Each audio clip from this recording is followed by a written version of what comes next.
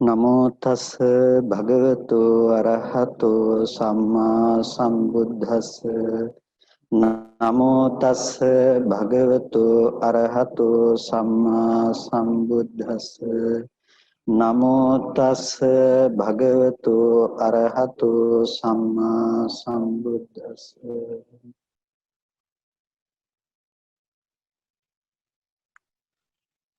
संयुक्त निकाये ओगतरण सूत्रය අපි සාකච්ඡා කරමින් තිබුණේ ඒකේ අට කතාව අනුව අපි මූලික පද විග්‍රහය සිද්ධ කරගන්න යෙදුනා. ඉතින් ටිකක් ඒක පද විග්‍රහය කිව්වහම ඒක නිරුක්තිය පැත්තට එහෙම නැතිනම් වාච්‍යාර්ථයේ පැත්තට බර නිසා කවුරුත් ඒක අට කතාව අනුසාරයෙන් අපි මේ පිළිබඳව ටිකක් මීට පෙර දීර්ඝ විස්තරයක් සිද්ධ කරගන්නට යෙදුනා. මම හිතන අපේ ගිහි පින්නතුණු සම්බන්ධ වෙන නිසා ඒ කොටස ලොකුවට පද විග්‍රහයන් ගිහි පින්නතුන්ට ඒක ප්‍රයෝජනවත් නොවේවි. නමුත් අද අපිට ඉතිරි වෙලා තිබුණේ සූත්‍ර දේශනාවට අදාළව එහි අර්ථය පිළිබඳව සාකච්ඡා කරන්නට අපි ඕගතරණ සූත්‍රය කියනකොට ඕගය කියන ඕග කියන වචනේ කතා කරනකොට කතා කළා සැඩපහර කියලා. ඊ දවස් තුලදීත් අපි ඒ ගැන කතා කළා. ඒකට ඕග ගැන කතා කරනකොට කාම ඕග, භව ඕග, ditthi ඕග, අවිජ්ජා ඕග කියලා අපි ඕගය ගැන කතා කළා. එතකොට සැඩපහරක් කිව්වහම මේ විදිහට යම් ප්‍රවාහයක් නැතිනම් ගහගෙන යන ප්‍රවාහයක ස්වභාවයයි ඕගයක් කියන්නේ සැඩපහරක් කියන එකයි සරලම නිර්වචනය කියන එක අපි එතනදී කතා කළා. ඉතින් සූත්‍ර දේශනාවේ පද විග්‍රහයෙන් මෙහාට අපිට සූත්‍රයේ අර්ථය පිළිබඳව විමසීමට යනකොට බුදුරජාණන් වහන්සේ සවැත් නුවර ජේතවනාරාමේ වැඩ ඉන්නකොට අනේපිඬු සිටුතුමාගේ ආරාමේ එක දෙවියෙක් ඇවිල්ලා නොඑක් වර්ණයෙන් ජේතවනාරාමය බබළුවාගෙන ඇවිල්ලා බුදුරජාණන් වහන්සේගේ එකත් පසෙක ඉඳලා බුදුරජාණන් වහන්සේට ගාථාවක් කියනවා. එතකොට මතක ඇති අපි දේවතා සංයුත්තය සහ දේව පුත්ත සංයුත්තය අතර ඇති වෙනස අපි කිව්වා. ඒ කියන්නේ දේවතා සංයුත්තේදී මේ දේවතාවෙක් කියන්නේ මේ අපි අර දේවතාවියක් කියන ස්ත්‍රීලිංගිකව නෙමෙයි. දේවතා සංයුත්තේ කියලා කියන්නේ එක දෙවියෙක් කියන එක. එහෙම නැතිනම් අප්‍රකට දෙවියෙක් කියන එක. දේව පුත්ත සංයුත්තේදී ප්‍රකට ඒ කියන්නේ අපි සක්‍ර දෙවියෝ කිව්වොත් සක්‍ර දේවේන්ද්‍රය ප්‍රකටයි. ඉතින් මාතලී දිව්‍ය පුත්‍රයෝ මාතලී දිව්‍ය පුත්‍රය ප්‍රකටයි. ඒ වගේ අර ඒ එදා ප්‍රකට දෙවිවරු කියලා කියනකොට අපිට ත්‍රිපිටකේ නම් ගොත් වශයෙන් ප්‍රකට ප්‍රධාන ගුණ දෙවිවරු ගැන කතා කරනකොට අන්න ඒ දෙවිවරු දේව පුත්ත සංයුත්තේදී පැහැදිලි වෙනවා. ඒ දෙවිවරුන්ට කරපු දේශනා අප්‍රකට දෙවිවරුන් සඳහා කරන ලද දේශනා දේවතා සංයුත්තේ බහුල කොට ඇතුළත් වෙලා තියෙනවා. ඉතින් මේ ඕගතරණ සූත්‍රය දේශනා කරන්නේ ඒ විදිහටම අප්‍රකට දෙවියෙක් ඇවිල්ලා ප්‍රශ්නයක් විමසන අවස්ථාවේදී කතන්නු ත්වම් මාරිස ඕඝමතරීති මාරිස නිදුකානන් වහන්සේ මේ ඕඝය තරණය කරන්නේ කොහොමද කියලා බුදුරජාණන් වහන්සේගෙන් අහනවා. අපතිට්ඨං කාහං ආවුසෝ අනායුහං ඕඝමතරින්ති. එතකොට මේ බුදුරජාණන් වහන්සේ දේශනා කරනවා අපතිට්ඨං කාහං ආවුසෝ අනායුහං ඕඝමතරින්ති. මම ඇවැත්නි මම පිහිටාද නොසිටිමි.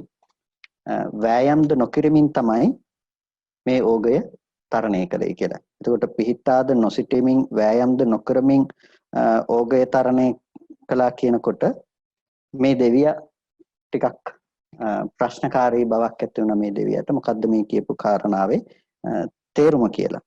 ඊට පස්සේ බුදුරජාණන් වහන්සේගෙන් අහනවා ස්වාමීනි ඔබ වහන්සේ කොහොමද මේ පිහිටන්නෙත් නැතුව වෑයම් කරන්නෙත් නැතුව ඕගය තරණය කළේ කියලා. මේ බුදුරජාණන් වහන්සේ මේ පිළිතුර ලබා දුන්නේ ටිකක් නොතේරෙන ආකාරයටමයි.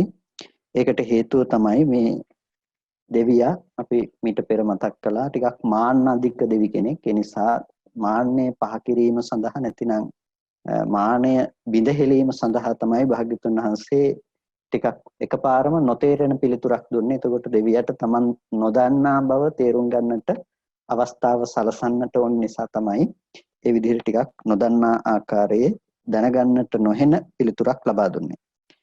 ඊට පස්සේ බුදුරජාණන් වහන්සේ ඒ කාරණාව තවත් පැහැදිලි කරලා දේශනා කරනවා. එවත්නි මම යම් විටක පිහිටා සිටිනවා නම් පිහිටා සිටිනකොට ගිලෙනවා. ඒ වගේම එවත්නි මම යම් විටක වෑයම් කරනවා නම් වෑයම් කරනකොට ඉල්පී යනවා. ඒ හින්දා තමයි මම වෑයමුත් නොකර පිහිටාත් නොසිටමින් මේ ඕගය තරණය කළේ කියලා භාග්‍යතුන් වහන්සේ නැවත දේශනා කරනවා. ඊට පස්සේ මේ දෙවියා කාලෙකින් ඕගේ තරණය කරපු උත්තමයෙක් දැක්කාය කියලා බුදුරජාණන් වහන්සේට ප්‍රශංසා කරලා පිටත් වෙලා යනවා. ඉතින් සාමාන්‍යයෙන් අපිට ගත්තහම බොහොම ඊටාම කෙටි සූත්‍රයක්. හැබැයි මේ සූත්‍රය තුළ විග්‍රහ කරන්නට පුළුවන් අර්ථය ඊටාමත් විශාලයි. ඉතින් ඒ විශාල අර්ථයට අනුව තමයි අපි මීට පෙර දේශනා මම හිතන්නේ 3ක් විතර කළානේ. ඒකට මේ පද විග්‍රහයන් පිළිබඳව අපි මීට පෙර දීර්ඝ සාකච්ඡාවන් සිදු කළේ. එතකොට දැන් ප්‍රධාන ගැටලුව තමයි කොහොමද ඕගය තරණය කරන්න කියලා අහනකොට පිහිටාද නොසිටමින් වෑයම්ද නොකිරමින් ඕගය තරණය කළා කියලා බුදුරජාණන් වහන්සේ ලබා දුන්න පිළිතුර පිළිබඳව විමසා බැලීම. ඕගය කියන එක යම් සැඩපහර කියන එක ඇතුළත කරන පිහිටා සිටීම කියන දේ සැඩපහර ඇතුළත උත්සාහවත් වීම කියන දෙකම වැරදි කියන එක අපි ඊයේ දවසේදී සාකච්ඡා කළා. ඒ කියන්නේ ගිනිගොඩ ඇතුලේ නොපිච්චී ඉන්න උත්සාහ කළත් ගිනිගොඩ ඇතුලේ ඉඳගෙන උත්සාහ නොකර හිටියත් දෙකම වැරදි කියන එකත් මතක් කළා. එතකොට අට කතා විග්‍රහය තුළ අපිට මේ පිළිබඳව දැක්වෙනවා අර්ථ 7කින් පිහිටා සිටින්නේ කොහොමද? ඊට පස්සේ ඉල්පී යනවා කියන්නේ මොකක්ද කියන කාරණාව විග්‍රහ කරනවා. පිහිටා සිටිනවා කියලා කියන්නේ එක තැනකට වෙලා ඉන්නවා. වතුරේ ඉන්න කෙනෙක් කිසිම උත්සාහයක් නොකර එක තැනකට වෙලා හිටියොත් එහෙනම් මොකද වෙන්නේ? එතකොට යාව එතනම ගිලිලා යනවා. ඒ වගේම එයා යම් විදිහකින් උත්සාහවත් වෙනවා නම් උත්සාහවත් වෙනකොට මොකද වෙන්නේ? උත්සාහවත් වෙනකොට උඩට ඉල්පී යනවා. එතකොට එක තැනක හිටියත් ඒක වැරදක්. උත්සාහවත් වුණොත් ඉල්පී යෑමක් මිසක ඉල්පී ගොස් වෙහෙසටපත් වීමක් මිසක ඊතර වීමක් කතා කරන්නේ නැහැ. මේ කතා කරන්නේ නිකන් වතුරක කියලා හිතන්න එපා. මේ කතා කරන්නේ සැඩපහරක. එතකොට සැඩපහරක ස්වභාවය යම්කිසි ප්‍රවාහයක්. ප්‍රවාහය පහළට ගහගෙන යනකොට කාමේ නම් කාමයේ ඔස්සේ පහළට ගහගෙන ගිහිල්ලා Taman අයිති තැනට අරගෙන යනවා. ඉතින් ප්‍රවාහය ඇතුලේ යම්කිසි කෙනෙක් උත්සාහවත් වුණත් එයා උඩට ඉල්පෙමින් එක තැනක ඉන්නවා මිසක එයාට ඕගේ තරණය කිරීමක් සිද්ධ වෙන්නේ නැහැ. ඒ වගේම ප්‍රවාහයේ කිසිවක්ම නොකර හිටියත් එයා එතන ගිලිලා ගහගෙන ගිහිල්ලා කොහේ හරි රැඳෙයි මිසක ඒද ඊතර වීමක් කතා කරන්න පුළුවන් කමක් නැත්තේ නැහැ. ඒ නිසා ඕගය කියන කාරණාව වරදක්. ඕගය කියන එක කාමෝග, භවෝග, ditthියෝග, අවිජ්ජාෝග කියලා ඕගය ඊතර කරන්නේ කොහොමද කියලා නහන්නේ. ඒ නිසා අපි සාමාන්‍යයෙන් අපේ ස්වභාවය තමයි මේ ඕගය අපි කෙලින්ම ජලයකටම සමාන කරලා ඒකේ සමාන ලක්ෂණ ටික මත ඊතර වීම කියන දේ කල්පනා කරන එක. මෙතනදී ඇත්තටම ඕගය කියන එකේදී පැහැදිලි කරන්නේ මේ පිහිටා සිටීම කියන කාරණාව පිළිබඳව අර්ථ දක්වනවා. කිලේශ වශයෙන් ඒ කියන්නේ කෙලෙස් වශයෙන් පිහිටා සිටිනවා. අபிසංඛාර වශයෙන් අபிසංස්කාර වශයෙන් ඉල්පී යෑම සිද්ධ වෙනවා. කෙලෙස් වශයෙන් කියලා කියන්නේ යම්කිසි ඒකට කෙලෙස් සහිත හැසිරීමක හැසිරීම තමයි කිලේශ වශයෙන් කියලා කියන්නේ. කෙලෙස් සහිත හැසිරීම කියලා කියන්නේ අපි රළු මට්ටමින් ඇති කරගත්ත තණ්හා උපාදාන ආදියට කියනවා කෙලෙස් වශයෙන් හැසිරෙනවායි කියලා. ඒ කියන්නේ අපි සාමාන්‍යයෙන් අපේ ජීවිතයේ පැත්තෙන් අරගෙන බැලුවොත් එහෙම අපි ද්‍රව්‍ය වලට ආසයි. ඒ කියන්නේ රූප වලට අපි ආසයි. ඊට පස්සේ ශබ්ද ඇහිීම සඳහා අපේ ආසාව තියෙනවා. ගඳ සුවඳ විඳීම සඳහා ආසාව තියෙනවා. ඒකට මෙන්න මේ ආසාව කියන දේ අපි කැමැති රූප, කැමැති ශබ්ද, කැමැති ගඳ සුවඳ, කැමැති රස, කැමැති ස්පර්ශ කියලා මෙන්න බාහිර ලෝකයට කැමැත්ත අපි ඇති කරගත්ත තැනක අන්නේ කැමැත්ත අනුව තියෙන ඇලීම තියෙනවානේ. අන්නේ ඇලීමට කියනවා කෙලෙස් වශයෙන් ඇලෙනවා කියලා. කෙලෙස්ය සහ කර්මය කියන්නේ දෙකක්. කර්මය පිළිබඳව තමයි අපි කෙලෙස්ය උපදවගන්නේ. ඒ කියන්නේ කෙලෙස්ය සහ කර්මය කියන්නේ දෙකක්. කර්මයට කියනවා අபிසංස්කාරය කියලා. කෙලෙස්ය කියනවා ඒකට එකතු කරන කෙලස් ටිකට. හරියට මේක හොද්දක් නම් හොද්ද රස කරන්න දාන 3-5 ටික වගේ තමයි මේ කෙලස් ටික කියන එක. අපිට හොද්ද කියන පොදු දේ අපි කතා කරනවා කර්මය කියලා. ඒකට කර්මය සහ කෙලෙසුන්ගේ එකතුවක් තමයි අපි අද ජීවිතය කියලා කතා කරන තැන. කර්මය තියෙනවා නම් එතනට කෙලෙස්යක් නොයදී තියෙන්නේ නැහැ. අபிසංස්කාරය කියනකොට එතන අபிසංස්කාරයේදී පුඤ්ඤාபிසංස්කාරයත් හම්බෙනවා. අපුඤ්ඤාபிසංස්කාරයත් හම්බෙනවා. ආනිජ්ජාபிසංස්කාරයත් හම්බෙනවා. කුසල අකුසල සියලුම ප්‍රභේදයකින් තොරව මේ අபிසංස්කරණ ලක්ෂණය ගැන කතා කරනකොට ඒ අபிසංස්කරණ ලක්ෂණය තියෙනවා. එතකොට හොඳට බලන්න කෙලෙස් වශයෙන් කියන්නේ ස්ථාවරත්වයකටපත් වීම. කර්මය කියන දෙයින් කියන්නේ ආයෝහණය කියන දේ. එතකොට කර්මය කියන එකෙන් අපේ ක්‍රියාත්මක වීමක් තමයි හඳුන්වන්නේ. ක්‍රියාත්මක වීමක් කියලා කියන්නේ අපිට ප්‍රතිසන්දි වශයෙන් බැසගෙන යන්නට පුළුවන් මට්ටමේ කර්මයක් සකස් කරගන්නවා. ඇහැට රූපයක් පේනකොට රූපයේහි ඇත්ත නොදන්නාකම නිසා ඒ රූපය පිළිබඳව ඇති බවට අරගන්න එකම අපිට කියනවා අපි කර්ම රැස් කරගන්නවා කියලා. ඇති කරගත්ත දේ මත තණ්හා වශයෙන් කෙලස් ටික උපදව ගන්නකොට ඒ කෙලස් වශයෙන් හැසිරෙන දෙයට අපි කියනවා ඒ කියන්නේ කෙලෙස් භූමිය කියලා. එහෙමත් නැතිනම් මේ දෙක එකතුව තමයි සසර පැවැත්මට යන්න පුළුවන්කම තියෙන්නේ. කර්මය සහ කර්මයට කෙලස් ටිකක් එකතු කර ගැනීම. විපාකයකට කෙලින්ම කෙලෙසේ යෙදෙන්නේ නැහැ. විපාක ධර්මයකට කෙලින්ම කෙලස් ටිකේ යෙදීමක් වෙන්නේ නැහැ.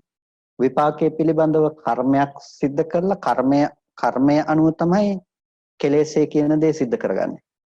පටිච්චසමුප්පාදයේ පිළිබඳව අපි කතා කරනකොටත් අපිට දැන් අර ආකාර 20ට බෙදෙන තැනදී ওই කාරණාව හොඳට පැහැදිලි වෙනවානේ. විඥාන නාම රූප සලආයතන පස්ස වේදනා කියලා බෙදලා ඊට පස්සේ ඒ වේදනාව කියන තැනින් අවිජ්ජා සංඛාර තණ්හා උපාදාන භව කියන තැන තමයි ආපහු කතා කරන්නේ. එතකොට අපි සංක්ෂිප්ත ලෙස තණ්හා උපාදාන භව කියන ටික කතා කළාට එතන අවිද්‍යාව සහ සංස්කාරය තියෙනවා. අවිද්‍යාව නිසා ඒ දේ සංස්කරණය කරගත්ත කම නිසායි අපි ඒ දෙයට තණ්හා උපාදාන භව කියන කෙලෙසේ ඇති කරගන්නේ. අවිද්‍යාවෙන් සකස් කරගත්ත දෙයකටම තමයි තණ්හා උපාදාන භව කියන කෙලෙසේ ඇති කරගන්නේ. එතකොට තණ්හා උපාදාන භව කියන ටික කෙලස් ටිකක්. එතකොට ඒ කෙලස් ටික ඇති කරගත්තේ කර්මයක් අරඹයක්.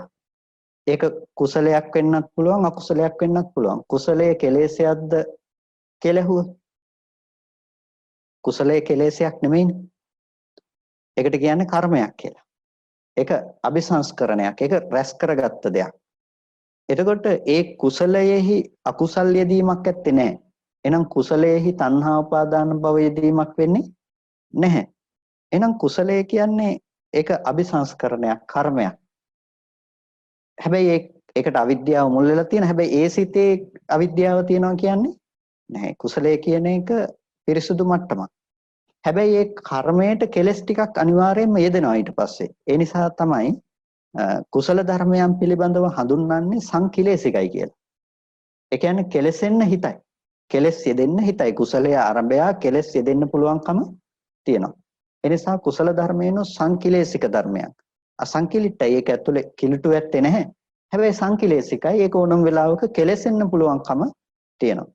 ඕනම වෙලාවක නෙමේ අනිවාර්යයෙන්ම ඊට පස්සේ ඒක කෙලසීමට ලක් වෙනවා.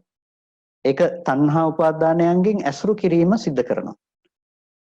අන්න ඒ හේතුව නිසා කර්මය කියන එක කෙනෙකු සිදු කරන දෙයක්, කර්මය කියන දේ වෑයම් කරන දෙයක්. ඒ නිසා කර්මයට කියනවා ඉල්පීයෑමක් කියලා. ඒ වගේම කෙලස් වශයෙන් කරන්නේ ඒ සිද්ධ කරගත්ත කර්මය ස්ථාවර කරන එක. එහෙම නැතිනම් ඒක රූපාවචර නම් ඒ කෙලස් ටික ඒ මට්ටමිනුයි යෙදෙන්නේ. ඒ මට්ටමින් රූපාවචර උත්පත්තියක් ගෙනල්ලා දෙල ස්ථාවරත්වයක් ඇති කරන්න පුළුවන්. අරූපාවචර මට්ටමේ ස්ථාවරත්වයක් ඇති කරන්න පුළුවන්. එතකොට මේ කාමාවචර මට්ටමේ ස්ථාවරත්වයකට යව පමුණවන්න පුළුවන්කම තියෙනවා. ඒ නිසා කෙලස් වශයෙන් කෙනෙක් පිහිටා සිටිනවා.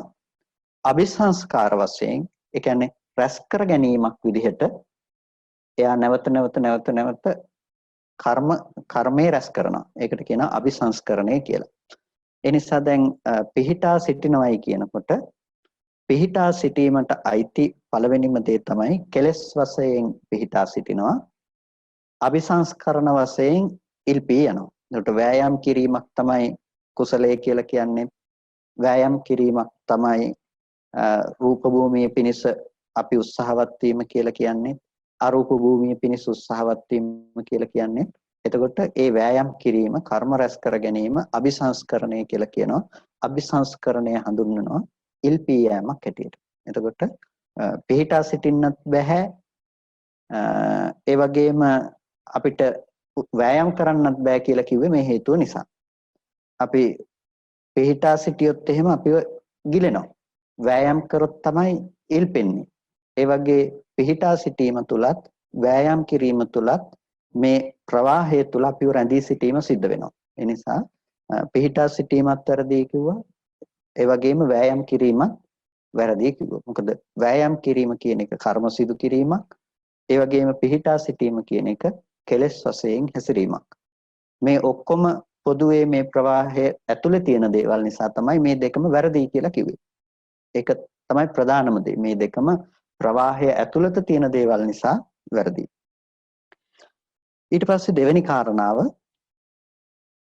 තණ්හා දිට්ඨි වශයෙන් ඒ කියන්නේ තණ්හා දිට්ඨි වශයෙන් අපි පිහිටා සිටීම සිද්ධ කරනවා. ඒ වගේම අවශේෂ කිලේශේච කන්දේච අபிසංකරණ වශයෙන් එතකොට ඒ කෙලෙස් වශයෙන් ඇති කරගත්ත අபிසංස්කරණය කියලා දෙවෙනි කාරණාව දක්වනවා. ඒ කියන්නේ තෘෂ්ණා සහගත දෘෂ්ටිය කියන එක. එතකොට දිට්ඨිය කියලා කියන්නේ ඒ කෙනකෙනාට ඒ භූමියේ ස්ථාවරත්වයට පැමිණවීම පිණිස හේතු වෙන දෙයක්. ඒ දිට්ඨිය අනුව ගියාට පස්සේ කියන්නේ සාස්වත උච්ඡේදාදී දෘෂ්ටිය තුල තම තමන්ගේ පිහිටා සිටින මට්ටම තමයි නියෝජනය කරන්නේ. අපිට අද පිහිටා සිටින මට්ටමක තියෙන නිසායි පිහිටා සිටින මට්ටමින් උදාහරණ අපිට ලැබෙන්නේ. ඒ කියන්නේ යම් කිසි මට්ටමක පිහිටා සිටින්න ගත්තට පස්සේ පිහිටා සිටින මට්ටමෙන් තමයි අපිට හැම වෙලාවකදීම අරමුණු ඉදිරිපත් වීම සිද්ධ වෙන්නේ. ඒකට කියනවා දෘෂ්ටි සහගත බව කියලා. ඔබ වහන්සේලාට නැතිනම් අපිට දැන් යම් කිසි අරමුණක් අපි හිතනකොට අරමුණක් ගැන කල්පනා කරනකොට අපිට ඒ දේ ඇති බවටම ලෝකයේ තුලින් හම්බ වෙනවා. નિરાයාසයෙන් මේක ඇති බවට තමයි අපිට ප්‍රකට වෙන්නේ. ඒක ආයාසයෙන් අපි හිතලා බොහොම අමාරුවෙන් අපිට ගන්න අවශ්‍යතාවයක් ඇත්තේ නැහැ. අපිට નિરાයාසයෙන්ම හිතට ගෙනල්ලා දෙන්නේ ඒක ලෝකේ පවතිනවා කියලා. අන්නේ ලෝකේ ඒ ධර්මයේ පවතිනවා කියලා ඇති කරගත්ත ඒ දෙයට කියනවා දෘෂ්ටි වශයෙන් ඇති වෙන දෙයි කියලා. ඒ දෘෂ්ටි වශයෙන් ඇති කරගන්න ඒ දෙයට තමයි කෙනෙක් තණ්හාවෙන් බැඳෙන්නේ. ඒකට මූලික වශයෙන් මෙයාට තියෙන දෘෂ්ටියක්. දෘෂ්ටිය ලෙස ඉදිරිපත් කරගත්ත දෙයට තමයි තණ්හා වශයෙන් බැඳෙන්නේ. නිසා තණ්හාව සහ ditthිය කියන කාරණාව පිහිටා සිටීම කියන එකෙන් හඳුන්වනවා. යම් තැනක තණ්හාව තියෙනවා නම් ඒක එතන දෘෂ්ටිය තියෙනවා. දෘෂ්ටිය තියෙනවා නම් එතන තණ්හාව වේදෙනවා. ඒ නිසා ditthිය කියන එක සහ ditthිය පතුරවන්නට අදාළ ප්‍රදේශය අපිට හම්බ වුන් නැති වුණොත් ඒ තැනක ඕගයෙහි පැවැත්ම තියෙනවා. ඒ කියන්නේ අවශේෂ කෙලෙස් සහගත ස්කන්ධ ටිකත් අபிසංස්කරණයත් කියලා අපි කිව්වා ඉල්පී යෑම කියන එකට. එතකොට ඉල්පී යෑම කියන එකට අபிසංස්කරණ ලක්ෂණය කතා කරන්නේ කෙලෙස් සහිතව අපි සකස් කර ගැනීම කියන එක. එතකොට දෘෂ්ටි සහගත බව සකස් කර ගැනීමත් කියන මේ කාරණා දෙකම පිහිටා සිටීමට සහ ඉල්පී යෑමට තමයි අදාළ වෙන්නේ. මේක දෙකම භවයේ ඇතුලේ ක්‍රියාත්මක වන දෙයක් නෙවෙයි. ඕගය ඇතුලේ ක්‍රියාත්මක වන දෙයක්. දෘෂ්ටි වශයෙන් ඒකේ හැසිරෙනවා. හැසිරෙන දෘෂ්ටි වශයෙන් ගත්ත දෙයට අபிසංස්කරණ ලක්ෂණය සිද්ධ වෙනවා. නැතිනම් අபிසංස්කරණ ලක්ෂණයෙන් ගත්ත දෙයට තණ්හා දෘෂ්ටි වශයෙන් පාදානිය ඇති කර ගන්නවා. එතකොට ඒ ලක්ෂණය නිසා පිහිටා සිටීමට තෘෂ්ණා දෘෂ්ටි සහගත බව කියනවා. ඉල්පී යෑමට කිලේශ සහ අபிසංස්කරණයයි කිලේශ සහගත ස්කන්ධයන්ගේ අபிසංස්කරණ ලක්ෂණයයි කියලා හඳුන්වනවා. මේ කාරණාවේදී අපිට දෘෂ්ටිය සහ වස්තුව කියන එක වෙන් වුණොත් දෘෂ්ටිය සහ වස්තුව දෙකක් විදිහට අපිට හම්බුනොත් ඒ තුල අபிසංස්කරණ ලක්ෂණයක් ගොඩ නැගෙන්නේ නැහැ. ඒ කියන්නේ දෘෂ්ටියයි වස්තුවයි දෙකක් වෙනවා කියන්නේ අපිට දෘෂ්ටියයි වස්තුවයි එකක් විදිහට හම්බ වෙනවා. අපි දකින දෙයට කියන අපි මනෝමයෙන් ඇති කරගන්න සංකල්පමය දෙයට කියනවා දෘෂ්ටිය කියලා. වස්තුව කියනවා බාහිරින් ඉදිරිපත් වෙන දෙයට. එතකොට මේ දෘෂ්ටිය තමයි අපි ප්‍රකට කරගන්නේ. හැබැයි දෘෂ්ටියේ ස්වභාවය තමයි වස්තුව පෙන්වනකම. දෘෂ්ටියේ ස්වභාවයට අනුව වස්තුව දකින්නකම කෙනකෙනාට ඇත්ත වෙනවා. අපිට හොඳ විදිහට දෘෂ්ටිය තියාගත්තොත් අපිට වස්තුව හොඳ විදිහට පෙනිලා තියෙයි. අපි නරක විදිහට දෘෂ්ටිය තියාගත්තොත් වස්තුව නරක විදිහට අපිට පෙනිලා තියෙයි. ඒ නිසා එකම රූපය දෙන්නෙකුට කැමති දෙයක් වෙන්නත් පුළුවන්, අකමැති දෙයක් වෙන්නත් පුළුවන්. දූරියන් සුවඳ කෙනෙකුට කැමති වෙනවා, කෙනෙකුට අකමැති වෙනවා. එතකොට වස්තුව තමයි දූරියන් සුවඳ කියන එක. නමුත් ඒකේ දෘෂ්ටිය කෙනකෙනාගේ පැත්තේ තියෙන එක. ඒ දෘෂ්ටියට අනුව කෙනෙක් ඒක පිළිකුල් කරනවා, කෙනෙක් ඒක කැමැත්තෙන් බාර ගන්නවා. එතකොට අපිට දෘෂ්ටියයි වස්තුවයි දෙකම එක තැනින් හම්බ වෙන්නේ. ඒ කියන්නේ අර කැමැති විදිහට ගත්ත දෘෂ්ටිය සහ අර ගන්ධය කියන වස්තුවයි දෙකම එකම තැනින් කැමැති ගන්ධයේ විදිහට තමයි ඒක හම්බෙලා තියෙන්නේ. ඒ නිසා දෘෂ්ටියයි වස්තුවයි දෙකම එකක් කර ගැනීම අපි යම්කිසි විදිහකින් පිහිටා සිටීමක් බවට පත් වෙනවා. ඒ පිහිටා සිටීම බවට පත් කරගන්නේ අර අபிසංස්කරණ වශයෙන් ගත්ත තැනක. ඒ කියන්නේ ඇති බවට ගත්ත වස්තුව ඇති බවට ගත්ත තැනක තියෙන ස්වභාවය තමයි මේ කතා කරන තණ්හා දිට්ඨි සහගත ස්වභාවය. එතනදී දෘෂ්ටිය සහ වස්තුව දෙකක් විදිහට දැක්කොත් තමන්ගේ දෘෂ්ටිය පවත්වාගෙන යෑම සඳහා බාහිර දෙයක් ලැබෙන්නේ නැත්තම්, බාහිර මහා භූතයපත් වෙන්නේ නැත්තම් ඒ කෙනාගේ දෘෂ්ටියට පැවැත්මක් ඇත්තේ නැහැ. ඒ කියන්නේ කිසිම දෙයක් ඇති බවට හම්බ වෙන ලක්ෂණයක් නැත්තම් ඒ ඇති බවට හම්බ වෙන ලක්ෂණය නැති තැනක බාහිර තමන්ගේ පැත්තේ පවතින දෘෂ්ටිය පවත්වන්න විදිහක් ඇත්තේ නැහැ. ඒ නිසා තමයි අනුපූර්ව ක්‍රමවේදයක් යටතේ දෘෂ්ටිය වෙනස් කරන්නේ. අපිට අද දකින්නකොටම මිනිස්සෙක්මයි කියලා පේන තැනක මිනිස්සෙක් පෙනෙන දෘෂ්ටිය ඉස්සෙල්ලා වෙනස් කරනවා. ඒ දෘෂ්ටිය වෙනස් කිරීම සඳහා තමයි දෙතිස් කුණප කොට්ටාස වශයෙන් හෝ සතර මහා ධාතු වශයෙන් හෝ ආශ්වාස ප්‍රශ්වාස වශයෙන් හෝ හිත තියලා මාර්ගයේ වඩන්න කියලා කියන්නේ ඉස්සෙල්ලාම මේ දෙකම එකක් වෙලා පේන මේ ඝන සංඥාව අයින් වෙන්න අවශ්‍ය නිසා. එතකොට අපිට ප්‍රකට වෙනවා ඊට පස්සේ මතු කරගන්න මට්ටම. ඒකනේ අර මිහින්තලේ හාමුදුරුවන්ට ආට්ටික සංඥාව වඩපු හාමුදුරුවන්ට කාන්තාවක් hina වෙනකොට ඇටසැකිල්ලක් hina වෙනවා කියන්නේ. ඒ කියන්නේ ඇහැට පෙනීම නෙමෙයි වෙනස් උනේ. හැබැයි ඒ පේන දේ ආරම්භය ඇති කරගන්න දෘෂ්ටිය වෙනස් එකක්. ඒ නිසා එයා ඒක දැක්කේ දැනගන්නේ මේ වෙනස් සහගත ස්වභාවය. අරකට දෙන ඉඩ මානසික පිළිගැනීම අයින් කරලා තමන් ඇති කරගත්ත දර්ශනය තමයි එතනදී දැකීමට පාදක කරගෙන තියෙන්නේ. සතිපට්ඨානයේදී කරන්නේ ඒ වගේ දෙයක් තමයි හිතට දෘෂ්ටියක් ඇති කරනවා. දෘෂ්ටියක් කියන්නේ ඒක වැරදි දෘෂ්ටියක් කියන තැනින් නෙමෙයි, ඉන්න තැන බොරුවක් කියලා පෙන්වන්න අවශ්‍ය නිසා යථාර්ථවාදී දෘෂ්ටියක් එතන දෙනවා. අපි ඒකට සම්මා දිට්ඨි කියලා කියනවා. ඒක ඉස්සෙල්ලම ලෞකික සම්මාදිට්ඨිය මට්ටමින් තමයි අපි වඩන්නේ. ඒ මට්ටමේ සම්මා දිට්ඨියක් මගින් අර මිච්ඡා දිට්ඨිය පෙනුන තැනක දර්ශනය යහපත් කරනවා. මිච්ඡා දිට්ඨිය වැරදි කියලා පෙන්වලා දෙනවා. ඒ කියන්නේ අපිට මේ දෙකම එකක් වෙලා පෙනුන එක නෙමෙයි මෙතන ඇත්ත. මෙතන තියෙන්නේ මෙන්න මේ වගේ තත්වයක් කියන එක පිළිබඳව නැවත නැවතත් එයාගේ මානසිකාරය යොමු කරනවා. එතකොට ඒ විදිහට දෘෂ්ටිය සහ වස්තුව කියන එක දෙකක් වෙලා පේනකොට දෘෂ්ටියත් වස්තුවත් දෙකම එකතු කරලා ගන්න කම එයාගේ මනසේ ඇත්තේ නැහැ. දෘෂ්ටියත් වස්තුවත් දෙකම එකක් කරලා ගන්නෙ නැති වෙනකොට කර්ම සිදුවීමක් ගැන පැනවීමක් කරන්න පුළුවන් කමක් ඇත්තේ නැහැ. එයා පිහිටා සිටීම තුල හෝ ඉල්පී යෑම තුල එයා ඇත්තේ නැහැ. ඒ නිසාම නැවත ආපහු කතා කරනවා තණ්හා වශයෙන් සහ ditthi වශයෙන් කියලා. ඒ කියන්නේ තෘෂ්ණා වශයෙන් උත් ditthi වශයෙන් උත් කියලා. තෘෂ්ණා වශයෙන් ඒ කියන්නේ කෙලෙස් වශයෙන් කියපු එකටම අදාළයි ඉන්නේ තණ්හාව කියන එක. තණ්හා වශයෙන් පිහිටා සිටීමත් ඒ වගේම දෘෂ්ටි වශයෙන් ඉල්පී යෑමත් සිද්ධ වෙනවා කියන එක. තණ්හා වශයෙන් කෙනෙකු පිහිටා සිටීම සිද්ධ කරගන්නකොට දෘෂ්ටි වශයෙන් ඉල්පී යනවා. දෘෂ්ටි වශයෙන් ඉල්පී යනවා කියන තැනදී තණ්හා වශයෙන් පිහිටා සිටිනකොට ඒකේනා දෘෂ්ටිය විදිහට සාස්වත උච්ඡේදාදී දෘෂ්ටීන්ටපත් වීම සිද්ධ වෙනවා. මේ ටිකේ පොදු ලක්ෂණ ටිකක් තියෙනවා. මම කාරණා ටික පැහැදිලි කරගෙන ගිහිල්ලා ඒ කරුණු ටික පැහැදිලි කරන්නම්. ඊට පස්සේ සස්සත දිට්ඨිය, ඒ කියන්නේ සාස්වත දෘෂ්ටි වශයෙන් පිහිටා සිටිනවා කෙනෙක්. සාස්වත දෘෂ්ටි වශයෙන්, ඒ කියන්නේ හතරවෙනි කාරණාව. ශාස්වත දෘෂ්ටිය වශයෙන් පිහිටා සිටිනවා කියලා කියන්නේ ලෝකය පවතිනවායයි ඇති බවට ගත්ත සංකල්පය. රූප වේදනා සංඥා සංස්කාර විඥාන සහිත පුද්ගල භාවයේ හෝ ලෝකයේ හෝ පදාර්ථයන්ගේ හෝ ඇති බවට ගත්ත ලක්ෂණය තමයි සාස්වතය කියලා කියන්නේ.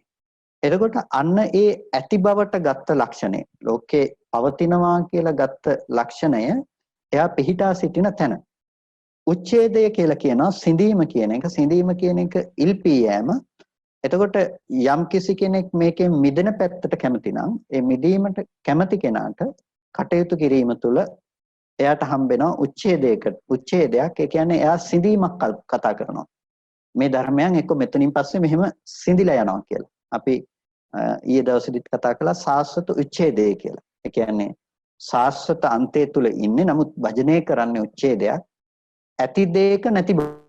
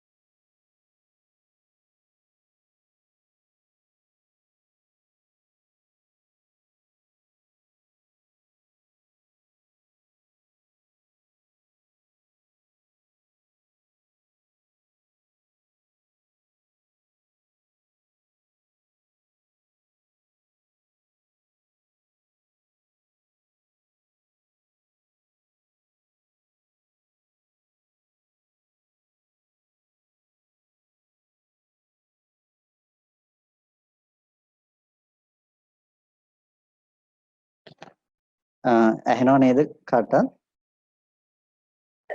දැන් ඇහෙනවා ස්වාමීන් වහන්සේ. ඉස්සලා ඇහෙන්නේ නැතුව ගියා, පේන්නේ නැතුව ගියා. එතකොට සාස්වතය සහ උච්ඡේදය පිළිබඳව අපි කතා කරමින් හිටියේ. සාස්වත උච්ඡේදයක්, ඒ කියන්නේ ඇති බව තුල ඇති අන්තය තුල ඉඳලම නැති බව කියන දේ කතා කිරීම. එතකොට ඒක ඉල්පී යෑම කියන තැනට සාධාරණයි. ඊට පස්සේ මේ ඕලීයනාබිනිවේසාහි භවදිට්ටි සහ උද්දච්ච වශයෙන් කියලා කියන ඉල්පී යෑමට. එතකොට ඕලීයනාබිනිවේසාහි භවදිට්ටි කියන්නේ ඇලීම සහ පිහිටා සිටීම වශයෙන් ඇති කරගත්ත දෘෂ්ටියට. ඇලීම කියන දේ ලෝකයේ සම්මුති පැවැත්ම තුළ පවත්ම කෙරෙහි ඇති කරගත්ත තෘෂ්ණා සහගත ස්වභාවයට පැවැත්ම තුළ ඉන්න කැමැති ස්වභාවයට කියන ඕලීයනාභි නිවේශය කියලා.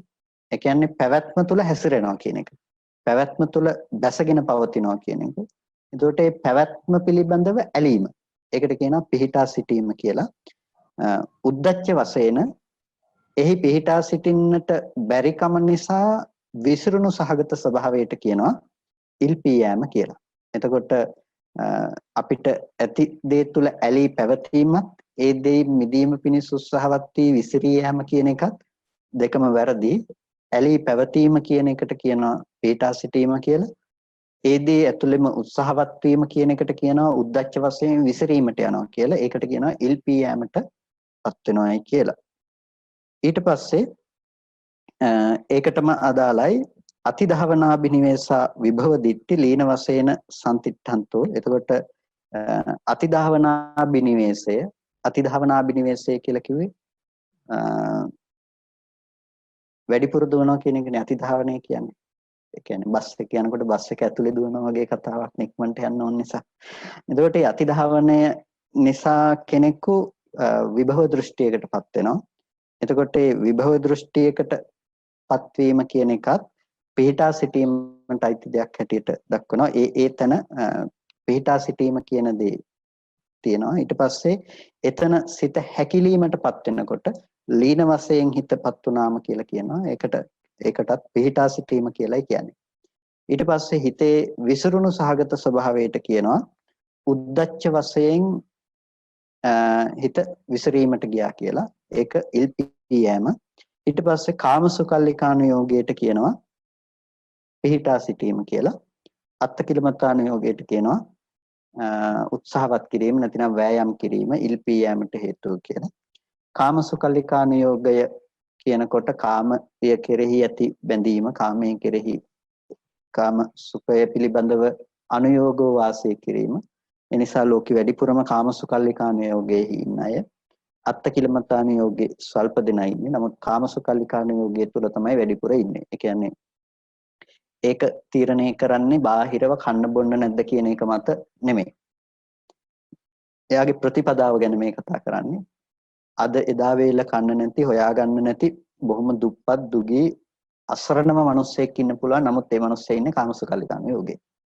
ඒ මිනිස්සයා ශරීරයට දුක ලැබුණයි කියලා ඒ මිනිස්සයා අත්තකිලමතානුയോഗයේ වාසය කරන්නේක් නෙමෙයි. ඒ මිනිස්සයා ඉන්නේ කාමසුකල්ලිකානුയോഗයේ. හේතුව තමයි එයාගේ දෘෂ්ටිය තියෙන්නේ බාහිර වස්තුව කෙරෙහි ඇති කරගත්ත කාමසහගත සංකල්පනාවකින් සැප විඳින්න පුළුවන් කියන තැන. ඒ නිසා එයාට නැතිකම නිසා එයා නොවිඳිනවා මිසක එයා උත්සාහවත් වෙන්නේ මේ දේවල් හොයාගෙන හොඳින් මේ දේවල් භුක්ති විඳීමට. ඒ නිසා ඒකට කියනවා කාමසුකල්ලිකානුയോഗය. එයාගේ දර්ශනෙත් කාමසුකල්ලිකානුയോഗය. හැබැයි ඒක නොලැබෙන්න පුළුවන් එයාට. නමුත් එයා ඉන්නේ කාමසුකල්ලිකානුയോഗය. අත්තකිලමතානුയോഗය කියන්නේ ඒකේ නිවීමක් නැහැ කියලා දැකලා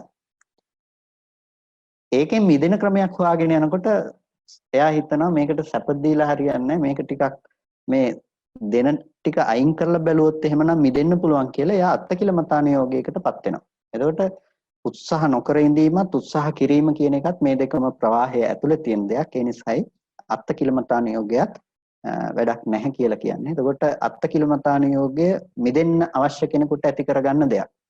අත්තකිලමතානුയോഗය අද ගොඩක් වෙලාවට දකින්න නැති වුණත් අත්තකිලමතානුയോഗයේ යම් යම් විදිහකට දකින්න පුළුවන්කම තියෙනවා. ඒ කියන්නේ දෘෂ්ටි සහගත ස්වභාවයකටපත් වෙලා යන එකට කියනවා අත්තකිලමතානුയോഗය කියලා. එතකොට අද සමහර වෙලාවට අපිට අත්තකිලමතානුയോഗයේ දකින්න පුළුවන් මේ ශාසනය ඇසුරු කරගෙන උනත් සමහර වෙලාවට අර මේ එක එක කාල සීමාවලට එක එක දේවල් වෙනවනේ. අර පහුගිය කාල සීමාවල වල තිබුණේ අර විනය කාරණා ටික අදාළ කරගෙන ගිහි මූලාශ්‍රයක් සහිතව ඇති වුණ දෙයක්.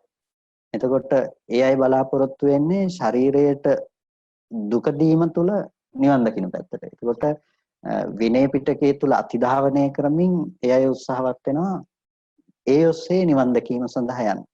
එතකොට ඒක අතිධාවනය තුල යෑමක් වෙලා ඒක අත්තකිලමතානුയോഗය. එහෙම නැතිනම් ගොඩ දෙනෙක් අත්තකිලමතානුയോഗයට යෑම අද අඩුයි ඔක්කොම වගේ කාමසුඛල්ලිකාණ යෝගයේ තමයි වැඩිපුර ඉන්නේ. තාමත් නමුත් ඉන්දියාවේ අත්කිලමතාන යෝගය ඉන්දියානු සමාජය ආදී තුල බහුල වශයෙන්ම නැතුවා නෙමෙයි. ඒද තියෙනවා. ඒ කියන්නේ ශරීරයට දුක් දීලා නොකා නොබී ඉඳලා මේකට ආහාර පැවැත්ම වෙන්න පුළුවන්.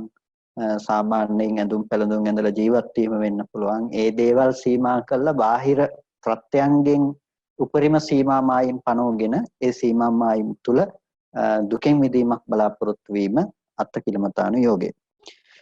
එතකොට ඒ 6 වෙනි කාරණාව කාමසුකල්ලිකාන යෝගය සහ අත්කිලමතාන යෝගය. 7 වෙනි කාරණාව සබ්බ අකුසලාභි සංඛාර වශයෙන් සියලු අකුසල් වශයෙන් ඇති කරගන්න දේ පිහිටා සිටීම. ඒ වගේම සබ්බ ලෝකීය කුසලාභි සංඛාර වශයෙන් සියලු ලෞකික කුසල අபிසංස්කරණයන් ඉල්පී යෑම හැටියට දක්වනවා. සියලු අකුසලයන් පිහිටා සිටීමත් ඒ වගේම සියලු කුසලයන් ඉල්පී යෑම හැටියටත් දක්වනවා. එතකොට මේ විදිහට අපිට ප්‍රධාන විදිහටම පිහිටා සිටීම සහ ඉල්පී යෑම කියන කාරණාව මේ අර්ථයන්ගෙන් කතා කරන්නට පුළුවන් කියලා අර්ථ 7කින් දක්වනවා. මෙහි ඇති පොදු ප්‍රධාන නිර්ණායක ටික අපිට අරගෙන යම් අර්ථයක් අපි ග්‍රහණය කරගත්තොත් අපිට දකින්න පුළුවන් වෙන්නේ පිහිටා සිටීම කියන එක තුල අපිට යම් පදනමක් තුල රැඳී සිටීම කියන එක තමයි ඒ තුල අදහස් කරන්නේ. ඒ කියන්නේ වෑයම් නොකිරීම සහ උත්සාහවත් නොවීම මත එක තැනක අපි රැඳී සිටීම කියන එක. ඒකට අපි කියනවා මේ ලෝකයාගේ පැවැත්ම තුල සාමාන්‍ය පැවැත්ම තුල ජීවත් වීම කියලා. අපි සාමාන්‍ය ව්‍යවහාරය අපි කතා කරන අනුසෝතගාමී කියලා. අනුව යනවා. එතකොට ලෝකයේහි අනුව හැසිරෙන එකට අපි කියනවා අනුසෝතගාමී කියලා.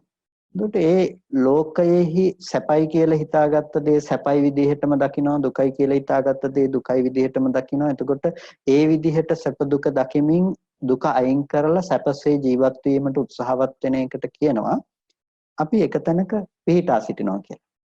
එතකොට එයා අනායූහං, එයා උත්සාහවත් වෙන්නේ නැහැ. උත්සාහවත් වෙන්නේ නැති නිසා එයාට ගිලී යෑම කියන එක සිද්ධ වෙනවා. නැතිනම් එයා ප්‍රවාහයේ ඇතුළටම බහිනවා. ඒක නතර වෙන්නේ නැහැ. නැවැත්මක් නැහැ.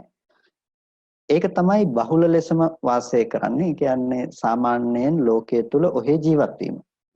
සැප හොඳයි කියලා හිතන රූපය අනුව ගිහිල්ලා ඒ පසුපසම අපි ගමන් කරනවා. ඒක හොඳයි, ඒක බොහොම වටිනවා කියලා. ලෝකයට වටිනාකමක් දීම කියන එක, ලෝකයේ වටිනාකමක් දෙන පැත්තට හැසිරීම කියන එක, ඒක තමයි අපි එක තැනක පිහිටා සිටනවා කියන එකෙන් අදහස් කරන්නේ. එතකොට ඒ එක තැනක පිහිටා සිටීමේහි ලක්ෂණය තමයි ලෝකේ පොදුවේ සියලුම දෙනාගේ මානසික පසුබිම. ඒ කියන්නේ මිදෙන්න කල්පනා කරන කෙනෙකුගේ නෙමෙයි, නොමිදෙන්න කල්පනා කරන, මේකෙන් මිදීමක් හොයන්නට ඕනේ කියලා නොහිතන කෙනෙකුගේ පැවැත්ම තමයි පිහිටා සිටීම කියන දේ. එයා ලෝක පැවැත්මට අනුව එයා ගමන් කරනවා. එතකොට ඒ ලෝක පැවැත්මට අනුව එයා ප්‍රවාහයට හසු වෙලා, නමුත් ප්‍රවාහය ඇතුළේ පිහිටා සිටීම සිද්ධ වෙනවා. ඒ නිසා එයා ඉන්ද්‍රිය සංතරපණයේ පැත්තට තමයි යොමු වෙලා තියෙන්නේ. එයා හොඳ රූප හොයනවා, හොඳ ශබ්ද හොයනවා, ගන්ධ හොයනවා, රස හොයනවා, ස්පර්ශ හොයනවා. ඒ දේවල් පිළිබඳවම නැඹුරු වෙලා, ඒ පිළිබඳවම තමන්ගේ මානසිකාරයේ පවත්වමින් ඒ දේවල් වලින්ම සැපය හොයාගෙන සැපේ ගවේෂණය කරගෙන යන කෙනෙකුට කියනවා පිහිටා සිටීම කියන්නේ. ඒකට ඒ කෙනා පිහිටා සිටීම සිද්ධ කරලා තියෙන්නේ කාමෝග, භවෝග, ditthiyෝග, අවිජ්ජාෝග කියන මේ චතුර්විධ ඕගයේ තමයි මේ හැමදේම යාගේ සිදුවීම සිද්ධ කරලා තියෙන්නේ. එතකොට කාමෝගය කියනකොට එයාගේ කැමැති කාමනේ වෙන ලක්ෂණය නැතිනම් කැමැති වෙන බව. එතකොට ඒ කැමැති වෙන බව රූප, ශබ්ද, ගන්ධ, රස, ස්පර්ශ ටික පැත්තෙන් පෙනිලා එයා ඒව හොයාගෙන ඒ ඔස්සේ කටයුතු කරනවා. ඊට පස්සේ ditthi යෝගයක් කියලා කියනකොට එයාගේ දෘෂ්ටි සහගත ස්වභාවය. එතකොට දෘෂ්ටි සහගත ස්වභාවය එයාගේපත් වෙන්නේ කාමයේ අනුව ගියොත් නම් කාමයේ අනුව තමයි දෘෂ්ටිය තියෙන්නේ. රූපය අනුව ගියොත් නම් එයාට ධානා නිමිත්තක් වෙන්න පුළුවන්. ඒකට කියනවා ඥාන නිකාන්ති තණ්හා කියලා. ඒක මේ විශේෂ වචනයක්. එතකොට ඥාන නිකාන්ති තණ්හා කියලා කියන්නේ ධානයක වුණත් එයා ඇති කරගන්න නිකාන්ති තණ්හාව කියන එක. ධානයේ වුණත් ධාන නිමිත්ත තණ්හා උපාදානයන්ගෙන් එයා ඇසුරු කරන බව. එතකොට ඒ විදිහට එයා දන්නේ එතන හැසිරෙන්නේ. එයා ditthi යෝගය තුල එතන හැසිරෙනවා. ඊට පස්සේ එයා දෘෂ්ටි යෝගයටපත් වුණා වගේම භවයේ එයා සකස් කරගෙන ඉන්න නිසා භවෝගයයි කියලා කියනවා. ඒ වගේම ඇත්ත නොදන්නා අවිද්‍යාවෝගය තුල එයා සාමාන්‍ය පැවැත්ම තුල කටයුතු කරනවා. ඉල්පී යාම කියන එකෙන් අදහස් කරන්නේ මෙතන පොදු ව්‍යවහාරය අනුව අපි අරගෙන බැලුවොත් යම් කිසි කර්ම රැස් කර ගැනීමක්. කර්ම රැස් කර ගැනීමක් කියන්නේ කුසල අකුසල වශයෙන් කර්ම රැස් කර ගැනීමක්, මිදීම පිණිස උත්සාහවත් වීමක්. එතකොට කෙනෙකු භාවනා කිරීම කියන දේ ඇතුළත් වෙනවා ඉල්පී යෑම කියන දෙයට. ඒ කියන්නේ භාවනා කිරීම කියන එකෙන් අදහස් කරන්නේ මේ ශාසනයේ සම්මාදිට්ඨිය ඇති කරගෙන ඒ ඇති කරගන්න භාවනා නෙමෙයි. මිදීම පිණිස කෙනෙකු විසින් ඇති කරගන්න මේ ශාසනයෙන් බාහිර රූපාවචර අරූපාවචර ආදී නොඑක් භාවනා ක්‍රම තිබුණත් ඒ සියලුම භාවනාදී ක්‍රම ඉල්පී යෑම පිණිස පවතින දේවල් මිසක ඕගයෙන් මිදීම පිණිස පවතින දේවල් නෙමෙයි. ඒ නිසා යම් කිසි කෙනෙක් මේකෙන් මිදෙන්නට ඕන කියලා යම් අදහසක් ඇති කරගන්නවා නම් ඒ ඇති කරගන්න අදහසම මේ ශාසනයේ සම්මාදිට්ඨිය උණුසුම ලැබලා නැත්නම් ඒ උණුසුම ලබා නැති දේ ඉල්පී යෑම පිණිස පවතින දෙයක්. මොකද එයා ඕගය තේරුම් අරගෙන නැහැ. සැඩපහර තේරුම් අරගෙන නැහැ. එයා දන්නේ මේ සාමාන්‍ය ලෝකේ පැවැත්ම වැරදි කියන්නේ. ඒ නිසා තමයි බුදුරජාණන් වහන්සේගේ කාලේ සමාජය තුල දෙසටක් මිත්‍යා දෘෂ්ටි බිහි වුණේ. නොඑක් අය නොඑක් විදිහට උත්සාහවත් වුණේ. ඉතින් සාමාන්‍යයෙන් අද අපේ සාමාන්‍යයෙන් ඉන්න මිනිස්සෙකුට වැඩිය එදා දර්ශනයක් විදිහට ගත්තොත් එහෙම කෝරක්කත්තිකල ඉස්සරහින් හිටියා. කෝරක්කත්තික කියන්නේ අර බල්ලෙක් වගේ හිටපු හැසිරුණ කෙනෙක්නේ. එයා මේ කුක්කුර වෘතයේ සමාදන් වෙලා හිටියේ. එතකොට බල්ලෙක් විදිහට තමයි කෑම කන්නේ, ඉන්නේ, හැසිරෙන්නේ, සියලුම දේවල් කරන්නේ බල්ලෙක් විදිහට. ඉතින් අද සමාජයේ අපි හොඳට සාමාන්‍ය කෙනෙක් අරගෙන බැලුවොත් කෝරක්කත්තිකල දර්ශනීය පැත්තෙන් බොහොම ඉහළින් හිටියා. ඒ කියන්නේ භෞතිකවාදී දාර්ශනිකයෙකුට වඩා කෝරක්කත්තික දාර්ශනිකයෙක්. මම කියන්නේ භෞතිකවාදී හොඳම දාර්ශනිකයෙකුට වැඩිය කෝරක්කත්තික හොඳ දාර්ශනිකයෙක්. ඒකට හේතුව එයා බල්ලෙක් විදිහට හිටියේ ඇයි කියලා ප්‍රශ්නයක් එනවනේ. නිකම්ම ගිහිල්ලා බල්ලෙක් විදිහට හිටියා වෙන්නත් බෑනේ. නිගණ්ඨනාත පුත්තල හොඳ දාර්ශනිකයෝ වෙන්න එපයි. මහා සෙනඟකට අනුශාසනා කරපු අයනේ. එතකොට ඒ අය දැක්ක යම් දර්ශනයක්. ඒ තමයි ඒගොල්ලෝ කාමසුකල්ලිකාන යෝගයෙන් බෑ කියලා දැක්කා. එයා දකින්නේ රූපයේ පැත්තේ සැප තියනවා කියලා නම්, ගන්ධ රස ස්පර්ශයන්ගේ සැප තියනවා කියලා නම්, එයා ඒකේ නිෂ්ඨාවක් හොයාගෙන යනවානේ. එයා කොහොම හරි රස්සාවක් කළා එයා ජීවත් වෙන්න හදනවානේ. එයා හොඳට කොහෙට දාස මෙහෙවරක් කළා හරි ජීවත් වෙන්න ක්‍රමෝපායක් හොයනවා එයා. හැබැයි එහෙම හෙව්වේ නැහැ. ශරීරයට මහා දුකක් දෙමින් එයා බලාපොරොත්තු වුණා එතනින් මිදීමක් හොයන්න. ඒ කියන්නේ එයාට මිදීමක් හැවීමේ අවශ්‍යතාවයක් තිබුණා. නිකම්ම හිතන්නකො මිදීමක් හොයන්න අවශ්‍යතාවයක් තිබුණ නිසා ඒ තිබුණ හැඟීම ඒ කියන්නේ එච්චර ශරීරයට දුකක් දෙමින් එයාගේ යම්කිසි සත්‍යයක් හොයාගෙනනේ. එයා පස්සේ එයාගේ දෘෂ්ටි අතහරින්න කැමති නැතිවීම ඒ තුල දෘෂ්ටිගත වීම වෙනම කතාවක්. නමුත් එයා හිටියා යම්කිසි දර්ශනයක් තුල. එයා දැනගෙන හිටියා රූපේ පැත්තේ සැපෙන්නේ නැහැ කියලා. එයා දැනගෙන හිටියා ඒ පැත්තේ සැපෙන් ගිහිල්ලා මට මේ දුකෙන් මිදෙන්න බෑ කියලා. එයා දැනගෙන හිටියා ගන්ධේ රස ස්පර්ශ පැත්තෙන් මට සැපේ ඒකාන්ත සැප ලබන්න පුළුවන් කමක් නැහැ කියලා. ඒ කියන්නේ කාමසුකල්ලිකානුയോഗයේහි ආදීනවයක් දැක්ක නිසා එයා අත්කිලමතානුയോഗයට වැටුණා එකෙන් මිදෙන්න ගිහිල්ලා. එතකොට ඒ අත්කිලමතානුയോഗයට වැටිච්ච කෙනා ඒකෙන් ඉල්පී යෑමකටපත් වුණා. එහෙමත් නැතිනම් ඒකත් මේ සැඩපහර අස්සෙම තමයි එයා ක්‍රියාත්මක වුණාට ඒක ඉල්පී යෑමක් තුල එයා හිටියේ. එතකොට ඒ දෘෂ්ටිගත ස්වභාවය තුලත් ලෝකෙ මිත්‍යා දෘෂ්ටිය හට ගැනීමත් ඒ ඉල්පී යෑම හා සමග ඇතිවන දෙයක්. සාස්වතය කියන එක ලෝකේ පැවැත්ම ලෝකේ තියෙනවා කියලා හිතාගෙන පිහිටා සිටින මට්ටමක්. හැබැයි උච්ඡේදය කියන එකට යන්නේ ඉල්පී යෑමක් හොයන කෙනෙක්. නැතිනම් ඉල්පී යෑමක් කියන්නේ මිදීමක් හොයන කෙනෙක් තමයි උච්ඡේද ගතියකටපත් වෙන්නේ. එයා හිතනවා මේ පවතින ආත්මේ සිඳීමක් නැද්ද කියලා. එහෙම නැත්නම් මේක නතර කරන්න බෑද කියලා. ඒ නිසා එයා කියනවා මරණින්මත් එක්ක උපදින්නේ නැහැ කියලා. එහෙම නැත්නම් එයා කියනවා මේක අවුරුදු මෙච්චර ප්‍රමාණයකින් පස්සේ අවුරුදු මේ දසදහස් ගණනකින් පස්සේ නැවත ඉපැත්මක් ආයෙ සිද්ධ වෙන්නේ නැහැ. මෙතනින් පස්සේ සිඳිලා විනාශ වෙලා යනවා. එයා එතනින් සිඳිලා විනාශ වෙන උච්ඡේදයක් පනවනවා, සිඳීමක් පනවනවා. එතකොට ඒ සිඳීමක් පනවන්න හේතුවත් එයාට තියෙන්නේ අරකින් මිදෙන්න වෑයම් කිරීමක් විදිහට. අන්න ඒ ඉන්න ප්‍රකෘති සාමාන්‍ය ස්වභාවයේ ඉක්මවා ගිහිල්ලා ඒයින් මිදීම පිණිස යම් උත්සාහයක් කරනවා නම් ඒ සියලුම උත්සාහයන් අයිති ඉල්පී යෑම කියන එකට. එතකොට දැන් මේක හරිම ගැටලුවක් වෙලා තියෙන දෙයක්. පිහිටා සිටියත් වැරදි. ඒක ඇතුලේ ඉඳලා අපි උත්සාහවත් වුණත් ඒකත් වැරදි කියන්නේ. කොටින්ම කියනවා නම් මේ ඕගය තරණය කරන්න තියෙන ටිකක් වෙනස් ක්‍රමයකට. මේ ඕගය තරණය කිරීම හිතන්න එපා වතුරට බහැලා පැනලා පීනනවා වගේ දෙකක්. මේක එහෙම තරණය කරන්න පුළුවන් ඕගයක් නෙමෙයි. මොකද මේක ඇවිල්ලා මේ ලොකු ඕගයක්. ඒ කියන්නේ මම මේක මෙහෙම කිව්වොත් එහෙනම් ඩෑම් එකකින් යන වතුර පාරක් වගේ මහා ලොකු සැඩ පාරක් මේක.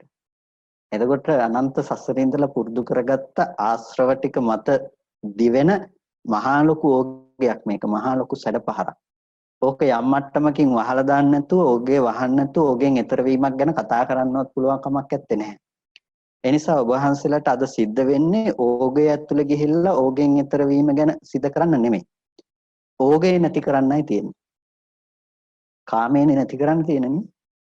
භවේනේ නැති කරන්න තියෙන්නේ. දෘෂ්ටියනේ නැති කරන්න තියෙන්නේ. අවිද්‍යාවනේ නැති කරන්න තියෙන්නේ. එහෙනම් ඒ නැති කරන්න අවශ්‍ය වෙලා තියෙන ඕගයනේ. එහෙනම් ඕගයේ ඈතර වීම කියන එකෙන් අදහස් කරේ ඕගය ඇතුලේ ඕගයට පැනලා ඕගයෙන් ඈතර වීමක් ගැන කතා කිරීම නෙමෙයි. ඕගයේ නැවතීමක් පිළිබඳවයි කතා කරන්නේ. ඕගය නතර කරාට පස්සේ නිකම්ම ඈතර වෙලා යා. නිකම්ම ඕගේ තරණය කරන්න ඕගයක් නෑ යාට දැන්.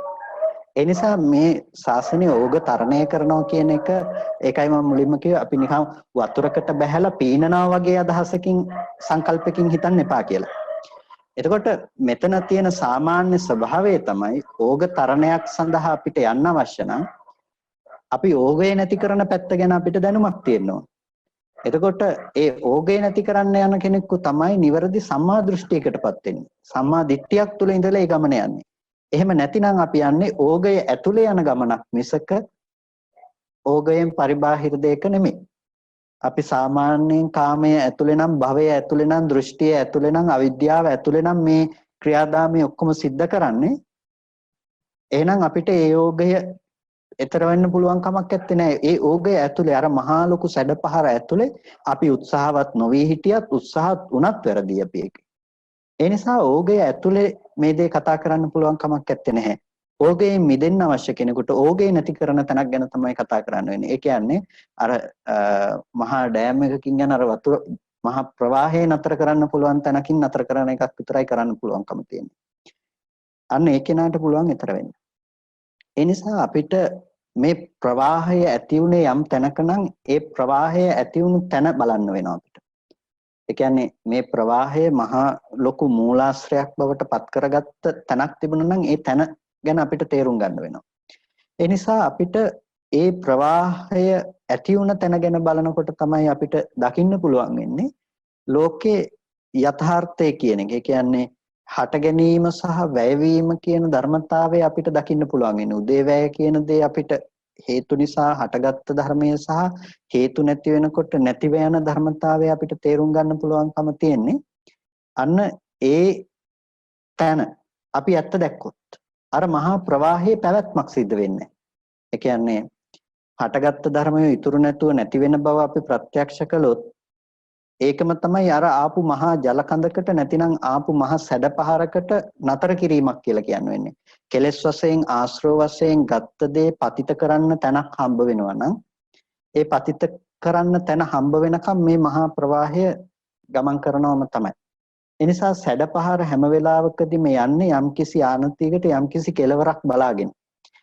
අපි ඒ සැඩපහරට අවශ්‍ය ඒ දේ නැති කරලා තියනවා නම් ඒ සැඩපහර දුවන්න අවශ්‍ය තැන සැඩපහර දිවෙන්න අවශ්‍ය වීතිය නැතුව කවදාවත් සැඩපහරක් දුවන්නේ නැහැ. ඒ හින්දා අපිට යම් දර්ශනයක් වඩන්න පුළුවන් නම් ඒ වඩන දර්ශනය තුළ සැඩපහර ඇතුලේ වඩන දෙයක් නෙමෙයි සැඩපහරට හේතු වුණ ටික නැති වෙන්න පුළුවන් නම් අන්නේ දර්ශනය තමයි අපිට වඩන්න තියෙන්නේ. ඒ නිසා බුදුරජාණන් වහන්සේගෙන් දෙවියෝ ඇවිල්ලා අහනකොට කොහොමද ඔහුගේ තරණය කළේ කියලා මම පිටා හිටියෙත් නැහැ. මම වෑයම් කළෙත් නැහැ. මම මෙහෙම තමයි යෝගේ තරණය කළේ. ඒකට ඒ මොකද්ද කියන්නේ යම් කාලෙක මම පිටා හිටියත් ඒ කාලේ එතකොට මම ඒක අස්සේ ගිලිනවා. යම් කාලයක මම උත්සාහ කළොත් උත්සාහ වෙන හැම වෙලාවකදී මාව ඉල්පී සිටිනවා. ඒ නිසා මම වෑයම් කළෙත් නැහැ, මම උත්සාහවත් උනේත් නැහැ. එච්චරයි උත්තරයට දෙන්නේ.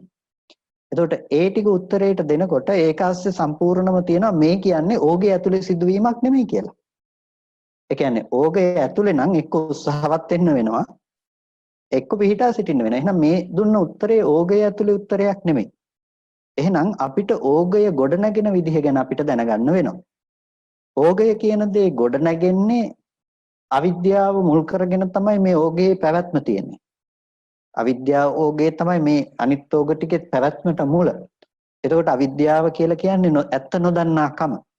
අපිට ඇත්ත දන්නාකම උපදව ගන්න පුළුවන් නම් ඒකම නෙමෙයිද ඕගයේ සිඳී යෑම වෙන්නේ. අපිට ඕගයේ පැවැත්ම උනේ ආයතන ලෝකයේහි ඇත්ත නොදන්නාකම නිසා. හැබැයි අපි යම් විදිහකින් ආයතන ලෝකයේහි ඇත්ත දැක්කොත් ආයතන ලෝකයේහි ඇත්ත දකින්න පැත්තට යොමු වුණ මානසිකාරය ඇති තැනක සම්පූර්ණම අපිට ඕගය නතර වෙලා. ඇයි ආයතනයන්ගේ අවුලක් හැදෙන්න තැනක් ඇත්තේ නැහැ. දැන් එයාට ලෝකේ පිහිටා සිටින්නවත් ලෝකෙන් ඈතර වෙන්නවත් එයාට ලෝකයක් නැත්තම්. පිහිටා සිටින්නත් ඈතර වෙන්නත් ලෝකයක් නැත්තම් අන්න ඒ தത്വෙටපත් වෙලා.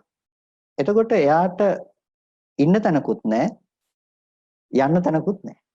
ඒකට කියනවා යන්නේන මන්නේ තුන කියලා. එතකොට ලෝකේ අසුරු කරන්න තැනක් හම්බ වුණේ නැහැ. ඉතින් තේරුන්නේ නැත්තම් යන්නේන මන්නේ තුන වගේ තමයි. අපිට බුදුරජාණන් වහන්සේ මේ උදාහරණය තුළ පැහැදිලි කරන්නේ මේ ඕගය ඇතුලේ කරන ක්‍රියාදාමයේම වැරදි කියන එක පෙන්වන්න අවශ්‍ය නිසා.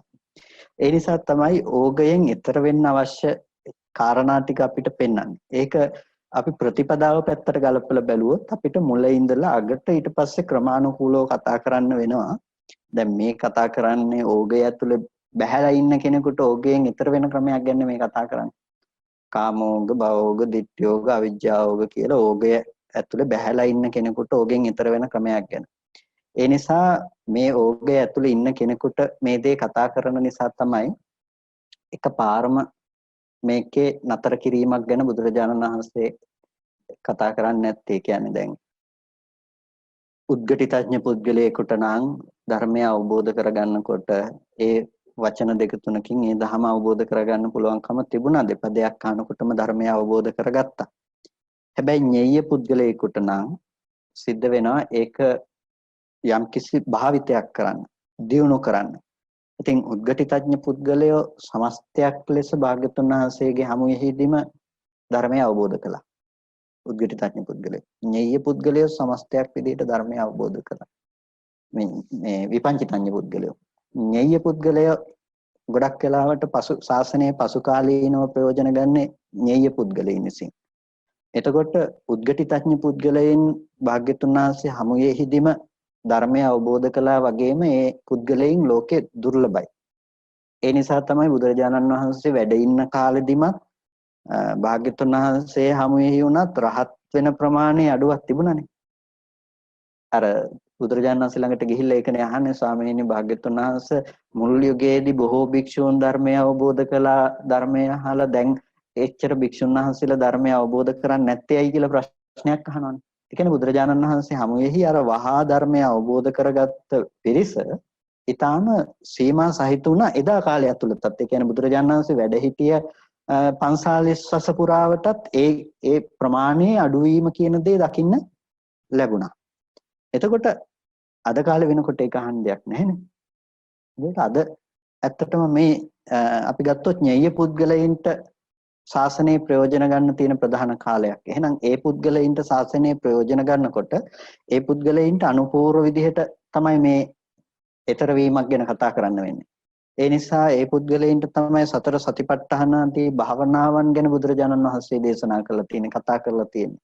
එතකොට අපිට ඒ තුල අපේ මනස හික්මව ගන්න වෙනවා.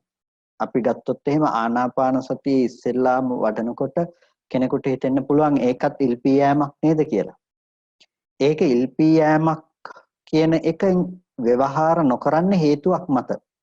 ඒ හේතුව තමයි ඒක මේ ශාසනයේ විතරක් තියෙන දෙයක්. ඒ තමයි සුතමේ ඥානය කියන එක. ඒ කියන්නේ එයා අහලා දැනගෙන ඉන්නවා එයා යන අර්ථය මොකක්ද කියලා. එයා අහලා අවබෝධ කරගෙන ඉන්නවා එයා යන තැන මොකක්ද කියලා. ඒ නිසා විතරයි ඒක ඉල්පී යෑමක් නොවන්නේ. එහෙම නැත්නම් ආනාපාන සතිය වැඩුවා කියලා ඒකත් ඉල්පී යෑමක් තමයි. ආනාපාන සතිය නිවන් දකින්න බෑනේ. හැබැයි වඩන ආනාපාන සතිය නිවන දක්වා අරගෙන යන්න පුළුවන් කියන දර්ශනය එයා සුතමේ ඥානය තුල ලබලා තියෙන නිසානේ ඒ ආනාපාන සතිය නිවන පිණිස පවතිනක් වෙන්නේ. අර පේසට එක දවසක් හර මෛත්‍රී භාවනාව ගැනත් අර නිවනට නැඹුරු වූවක් කොටම දේශනා කරලා තියෙන. එතකොට මෛත්‍රී චේතෝ විමුක්තිය කියන එකත් මෛත්‍රී භාවනාව කියන දේත් නිවනට නැඹුරු වූවක්. ඒක නිවන කෙලවර කොට පවතිනක් කොට දේශනා කරනවා. ඒ කියන්නේ මෛත්‍රී භාවනාවෙන් නිවන් දකින්නවා කියන එක නෙමෙයි. ඒකෙදි දේශනා කරන්නේ මෛත්‍රී භාවනාව කියන එකත් නිවන් දකින්නට අවශ්‍ය කොට කරන්නේ පූර්ව දර්ශනය තුලින්. ඒ නිසා එයාගේ සීලයේ ඉඳලා ප්‍රඥාව උපදවන තැනට අරිහත් මාර්ගයේ උපදවන තැන දක්වාම එයාව අරගෙන ගිහිල්ලා තියෙන යම්කිසි දර්ශනයකින්. ඒ දර්ශනය සහිත නිසා අන්න ඒ දර්ශනය මේ ඕගයට අයිති නැති නිසා තමයි ඒ භාවනාවත් ඕගයට අයිති නෑ කියලා කියන්නේ. එහෙම නැතිනම් සතිපට්ඨාන භාවනාව ගත්තත් සමතේ මූලික කරගෙන යන මූලික ටික ඕගය ඇතුලේ තමයි. හැබැයි ඒක ගාඩ් එකක් දාලා තියෙනවා පොඩ්ඩක් මේ සැර නැති තැනක තමයි එයා ඉන්නේ ඊතර වෙන්න පුළුවන් තැනක. හේතුව තමයි එයාට දර්ශනයේ උණුසුම ලැබිලා තියෙනවා. එයා පරතෝගෝස ප්‍රත්‍ය තුල සුතමේ ඥානෙ උපදවගත්ත කෙනෙක්. එයාට පුළුවන්කම තියෙනවා ඕගෙන් ඊතර වෙන්න කියන්නේ ඕගේ නතර කරන්න පුළුවන්කම තියෙනවා. එයා ඕගය නතර කිරීමෙන් විතරයි ඕගේ ඊතර වෙන්න පුළුවන්කම තියෙන. මේක කවදාවත් පීනලා ගිහිල්ලා ඊතර වෙන්න පුළුවන් ඕගයක් නෙමෙයි. ඒ නිසා ලෝකේ හැමදාම උත්සාහවත් වෙන්නේ එක්කෝ ඕගේ ඇතුලේ ජීවත් වෙන්න. එහෙම නැතිනම් පීනලා ඕගෙන් ඈතර වෙන්න. මේක එහෙම කරන්න පුළුවන් දෙයක් නෙමෙයි. බැස්ස තැනම වැරදි. ඒ නිසා බැස්ස තැනම වැරදි නම් ඉතින් ඒ ගැන කතා කරන්න බෑ. එහෙනම් ඕගේ නැති වෙන්න ඕන. ඕගේ නැති කරන්න නම් කරන්න තියෙන වෙන මොකක්වත් නෙමෙයි සතිපට්ඨානයක් තුළ ඉස්සෙල්ලා අපව ගොඩට ඇවිල්ලා ඉන්න ඕන. ඒ නිසා සතිපට්ඨානයක් ඉස්සෙල්ලා පෙන්වන්නේ ගොඩට එන්න ඕගේ නැති කරගන්න අවශ්‍ය මූලික දේ. ඒ නිසා සතර සතිපට්ඨානයේ ලෞකිකව සහ ලෝකෝත්තරව කියන දෙපැත්තකින් කතා කරනවා. සතිපට්ඨානය කියන එක මූලික ලෙසම සිහිය පිහිටවාගෙන ඒ කටයුතු කිරීම ඒක ලෞකික මට්ටමින් එයා වඩන්නේ සතර සතිපට්ඨානය වැඩුවා. ආනාපාන සතිය වෙන්න පුළුවන්, සති නිමිත්ත තුල වෙන්න පුළුවන්, කායගත සතිය ඕනම තැනකින් හිත වැඩුවත්, ඒ වගේම වේදනානුපස්සනාව වැඩුවත්, එයා චිත්තානුපස්සනාව, ධම්මානුපස්සනාව වැඩුවත් මූලික ලෙස වඩන්නේ පවතින දෙයකට හිත තියමින් තමයි එයා හිත වඩන්නේ. සැප වේදනා, දුක් වේදනා, උපේක්ෂා වේදනා, පවතින වේදනාව තමයි එයා ප්‍රකට කරගන්නේ. ඊට පස්සේ හිත තමයි ප්‍රකට කරගන්නේ. ධර්ම තමයි ප්‍රකට කරගන්නේ. ඒකට කියනවා මානසිකාර ප්‍රතිබද්ධයි කියලා. මේ කොටස නැත්තම් ලෝකෝත්තර සම්මාදිට්ඨිය කතා කරන්න බෑ. සමහර වෙලාවට අපිට අද පේනවා කියන්නේ ලෝකෝත්තර සම්මාදිට්ඨියෙන් ලැබෙන ප්‍රතිඵලය අරගෙන ලෞකික ටික ප්‍රතික්ෂේප කරනවා. ලෞකික ටික ප්‍රතික්ෂේප කරනවා නම් ලෝකෝත්තර සත්‍යයටපත් වෙන්න බෑ. මගක් නැති වෙනවා. ඒ හින්දා උදේවැය බැලුවත් උදේවැය බලන එක ලෝකෝත්තර භූමියට අදාළයි. උදේවැය ඥානය ලෝකෝත්තර භූමියේදී පෙනෙන දෙයක්. හැබැයි මේ උදේවැය ඥානයේ සම්මර්ෂණයක් තුල අද අපිට දකින්න පුළුවන්කම නැත්තම් අර ලෝකෝත්තර භූමියට අදාළ සාක්ෂාත් කිරීම සිද්ධ වෙන්නේ නැහැ. ඒ නිසා ඒක මාර්ගයක් විදිහටත් අපිට ඒක දියුණු කරන්න උපකාර කරගන්න වෙනවා. එතකොට අපිට ඒක සතිපට්ඨාන ආදී ලෞකිකවත් ලෝකෝත්තරවත් කතා කරන්නේ ඒ හේතුව නිසා. නිසා අපිට සතිපට්ඨානය අපි වඩන්න පටන් ගන්නේ ලෞකික ධර්මයක් විදිහට. ඒ නිසා තමයි ඇති දෙයකට හිත තියාගෙන ඉස්සෙල්ලා පටන් ගන්න එක ස්ලොම්නිය දත්ත ආදී වශයෙන්. ඒකේ එතකොට ලෝකෝත්තර භූමියට අවශ්‍ය මූලික දේ එතන सिद्ध කරනවා. ඒ කියන්නේ අර සත්පුද්ගල ඝන සංඥාව අයින් කරනවා ටිකෙන් ටික යාගේ. එතකොට එයාගේ මනස අර පුද්ගලයෙක්ම දැක්ක බවෙන් හිත ගලවලා අරගෙන නෑ මෙතන දෙතිස් කුණප කොටාසයක පැවැත්මක් කියන. ඒ පැවැත්මත් වැරදි තමයි. හැබැයි ඉස්සෙල්ලා අතනින් ගලවලා මෙතෙන්ට හිත තියෙනවා. එතෙන්ට හිත තිබ්බට පස්සේ තමයි එයාට එහෙනම් කොහොමද මේක පුද්ගල භාව වශයෙන් හැදුනේ කියලා බලන්න වෙන්නේ. එතකොට එයාට පේනවා මේ හේතු ටික ඇතිකල්ලි හටගත්තු ධර්මයක්. සමුදය ධම්මානුපස්සීවා, වය ධම්මානුපස්සීවා, සමුදය වය ධම්මානුපස්සීවා කියලා. එතකොට ඒකට කියනවා සතිපට්ඨාන භාවනාව කියලා. අර සතිපට්ඨාන විභංගයේදී කතා කරන්නේ විභංග සූත්‍රයේදී සතිපට්ඨානය සතිපට්ඨාන භාවනාවක් කියලා. එතකොට ඒ කතා කරන්නේ ඔය අර්ථය නිසා.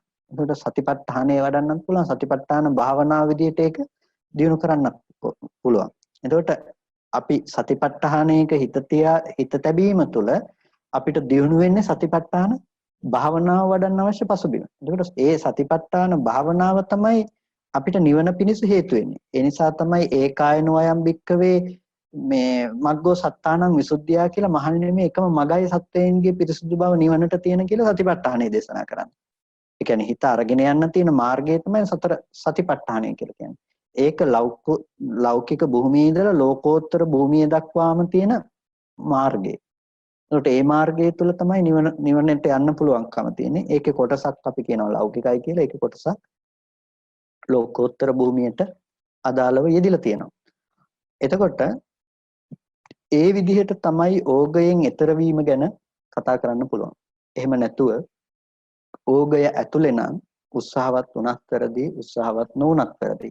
ඒ කියන්නේ පෙනෙන, ඇහෙන, දැනෙන, දැනගන්න දේවල් ඇතුලේ ඉඳලා ඒ දේවල් වලින් මිදෙන්න උත්සාහ වුණත් වැරදි, ඒ දේවල් එක ජීවත් වුණත් වැරදි.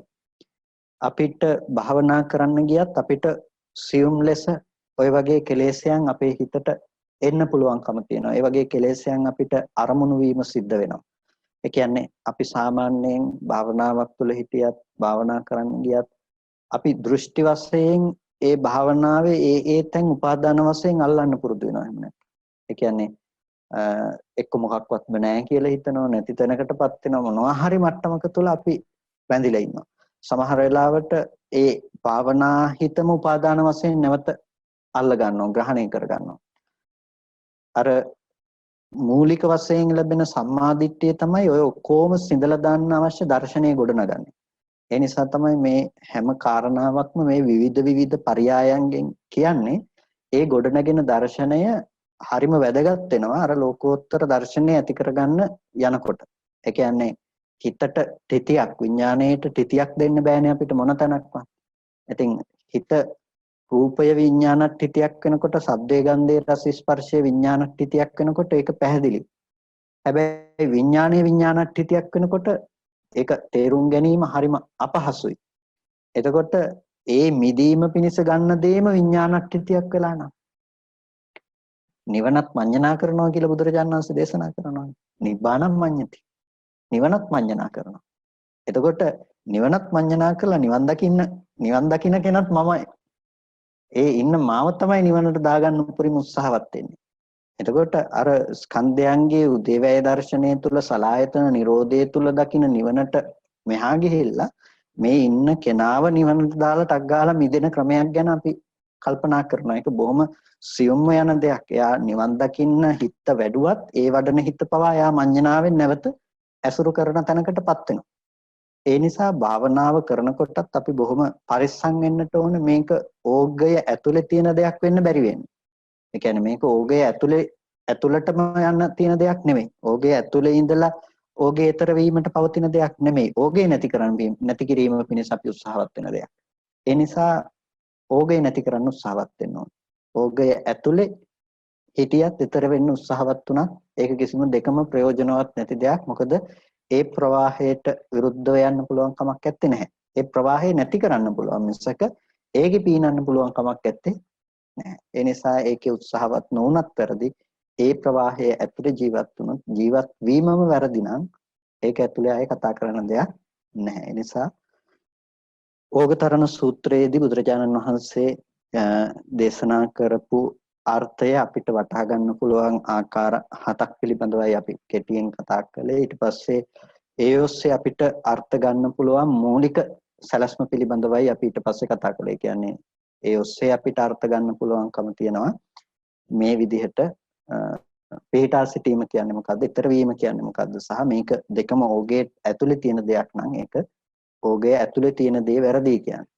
නිසා අපි ප්‍රහාණය කළ යුතු ධර්ම මොනවද කියලා බැලුවාම කාමයේ කියන එක අපි ප්‍රහාණය කළ යුතු දෙයක්, දෘෂ්ටිය කියන එක ප්‍රහාණය කළ යුතු දෙයක්, භවය කියන එක ප්‍රහාණය කළ යුතු දෙයක්, අවිද්‍යාව කියන එක ප්‍රහාණය කළ යුතු දෙයක්. ඒ ඔක්කොම නිරෝධ කරන්න තියෙන දේවල්, අනුපාද නිරෝධයකට ලක් කරන්න තියෙන දේවල්.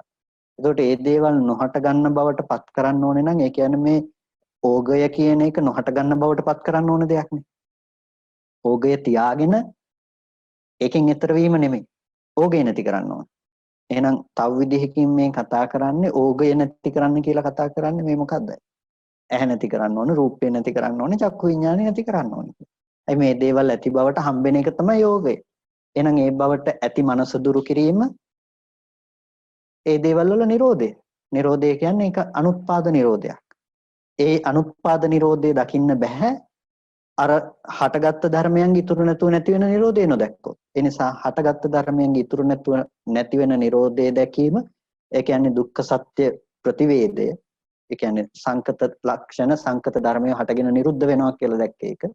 ඒ ටික දකිනකොට ඒ දේවල් ඇති බවට ගන්න සමුදය සත්‍යයට අයිති දේවල් ටික නොහට ගන්න බවට යනවා.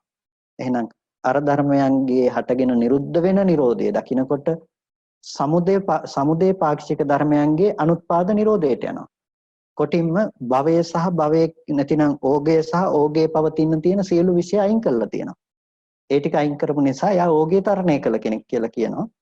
එහෙම නැතුව ඕගය ඇතුලේ ඕගේ ලෝකේ තියෙනකොට ඒ තියෙන ලෝකෙන් හැමීට පැත්තකට වෙලා ඉන්නව නෙමෙයි.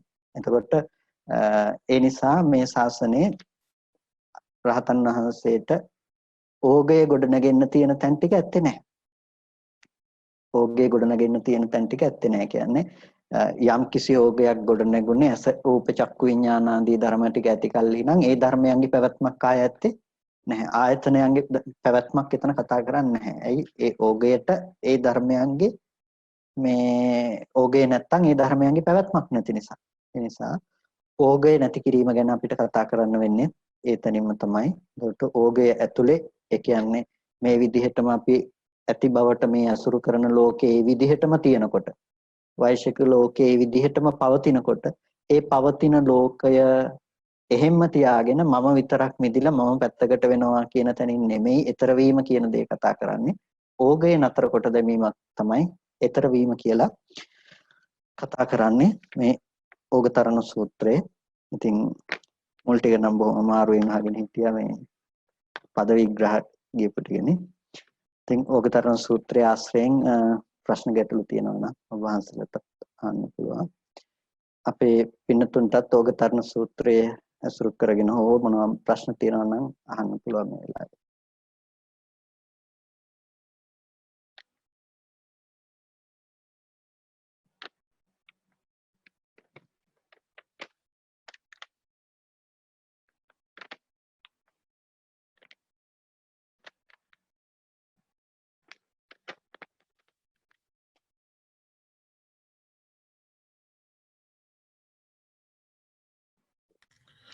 තිරුවන් සරණයි ස්වාමීන් වහන්සේ. චමත් මහත්තයා. ස්වාමීන් වහන්සේ මේ දැන් ඔබ වහන්සේ මතක් කර සිටිය අර දිට්ඨියයි වස්තුවයි එකක් ලෙස දකින එක දකින මිත්‍යා දිට්ඨියෙන් දකින කෙනෙකුට ඒ රළුභාවය නැති කරන්න වස්තුව එකක් දර්ශනය එකක් කියලා පෙන්නන එක ගැන මතක් කරා. ඒ වගේම ඒකට වහන්සේ මතක් කරා මේ සතිපට්ඨාන සූත්‍රය වගේ සූත්‍රයත් කියවෙන්නේ ඇයි කියලා. ඒතර ස්වාමීන් වහන්සේ දැන් පටික්කුල මනසිකාරය එහෙම නැත්නම් ධාතු මනසිකාරය කරනකොට ඒ දෙකක් දර්ශනයයි වස්තුවයි දෙකක් කියන එක තේරෙනවා. ඒතර ස්වාමීන් වහන්සේ දැන් ඔය අපි ගත්තොත් ආනාපාන සතිය එහෙම නැත්නම් ඉරියාපතේ වගේ එකදී කොහොමද ස්වාමීන් වහන්සේ ඒක වෙන්නේ කොහොමද කියලා පොඩ්ඩක් පැහැදිලි කර දෙන්න ස්වාමීන් වහන්සේ. ත්‍රිවන් සරණයි.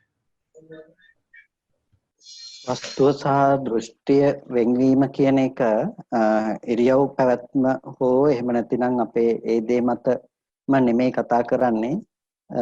ආයතනය හට ගැනීම සහ ආයතන නිරෝධය කියන පැත්තෙන් තමයි වස්තුව සහ දෘෂ්ටිය කියන දේ කතා කරන්නේ.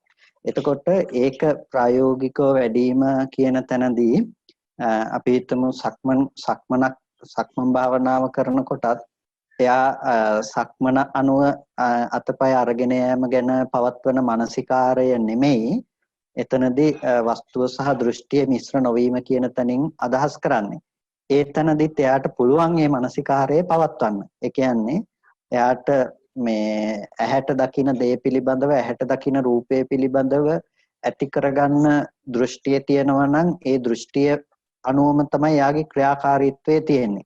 නිසා යාට පුළුවන් ඇවිදින සිදුවීම තුළ ඒ සිදුවීම අත්දැකීමෙන් ඒ සිදුවීම ගැන මානසිකාරය පවත්වන්න. අපි කිව්වොත් උදාහරණයක් ඇටියට ඇවිදින කෙනා ඇවිදින්නේ අපි භවයේ මතයි කියලා කියන්නේ. ඒ කියන්නේ ඔබ ඉදිරිපසින් පෙනෙන දේ ඇති බවට ගත්ත සංකල්පය තුළ තමයි ඔබ ඇවිදින්නේ. ඒ නිසා ඉදිරිපසින් ඔබේ කකුල් දෙක මුල ගලක් තියෙනකොට ඔබ ඉදිරිපස බලාගෙන ඉන්නේ. නමුත් මේ පැත්තේ කකුල ඔසවනවා අර ගල උඩින් අඩිය තැබීම සඳහා.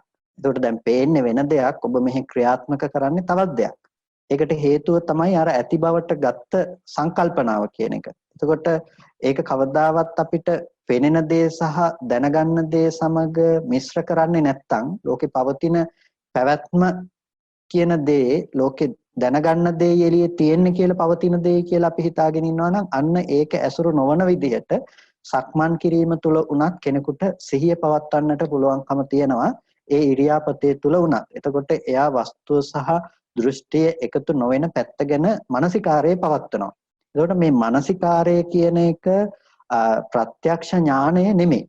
මේක අනුමාන ඥානය තුල උපදවාගත්ත මානසිකාරයක් පමණයි. එතකොට මේ අනුමාන ඥානය වැඩිම තුල තමයි ප්‍රත්‍යක්ෂ ඥානයක් උපදව ගන්න පුළුවන්කම තියෙන්නේ. කියන්නේ කෙනෙකුට ඒ තුල ප්‍රත්‍යක්ෂ බව උපදව ගන්න පුළුවන්කම තියෙන්නේ ඒ ඔස්සේ එයා මානසිකාරයේ පවත්වනවා නම් විතරයි එයාට ප්‍රත්‍යක්ෂය උපදින්නේ. ඒ කියන්නේ අපිට අයිති නැති වුණත් ඒ කියන්නේ හටගත්තු ධර්ම ඉතුරු නැතුව නිරුද්ධයි කියලා අපිට පේන්නේ ඇහැට පේන දේ නිරුද්ධ වුණ තැනක මම මනසින් උපද්දගත්ත දෙයක් නිසා නේද මෙහි කකුල ඔසවන්නේ කියන එක අපිට ප්‍රායෝගිකව නොපෙනෙන්න පුළුවන්. අපිට හැබැයි නුවණින් ඇසුරු කරන්න පුළුවන් එතන.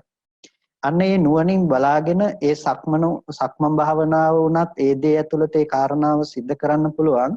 එතකොට වස්තුව මතට දෘෂ්ටිය පතිත නොවන විදිහට අපි ඒ දේ කරනවා.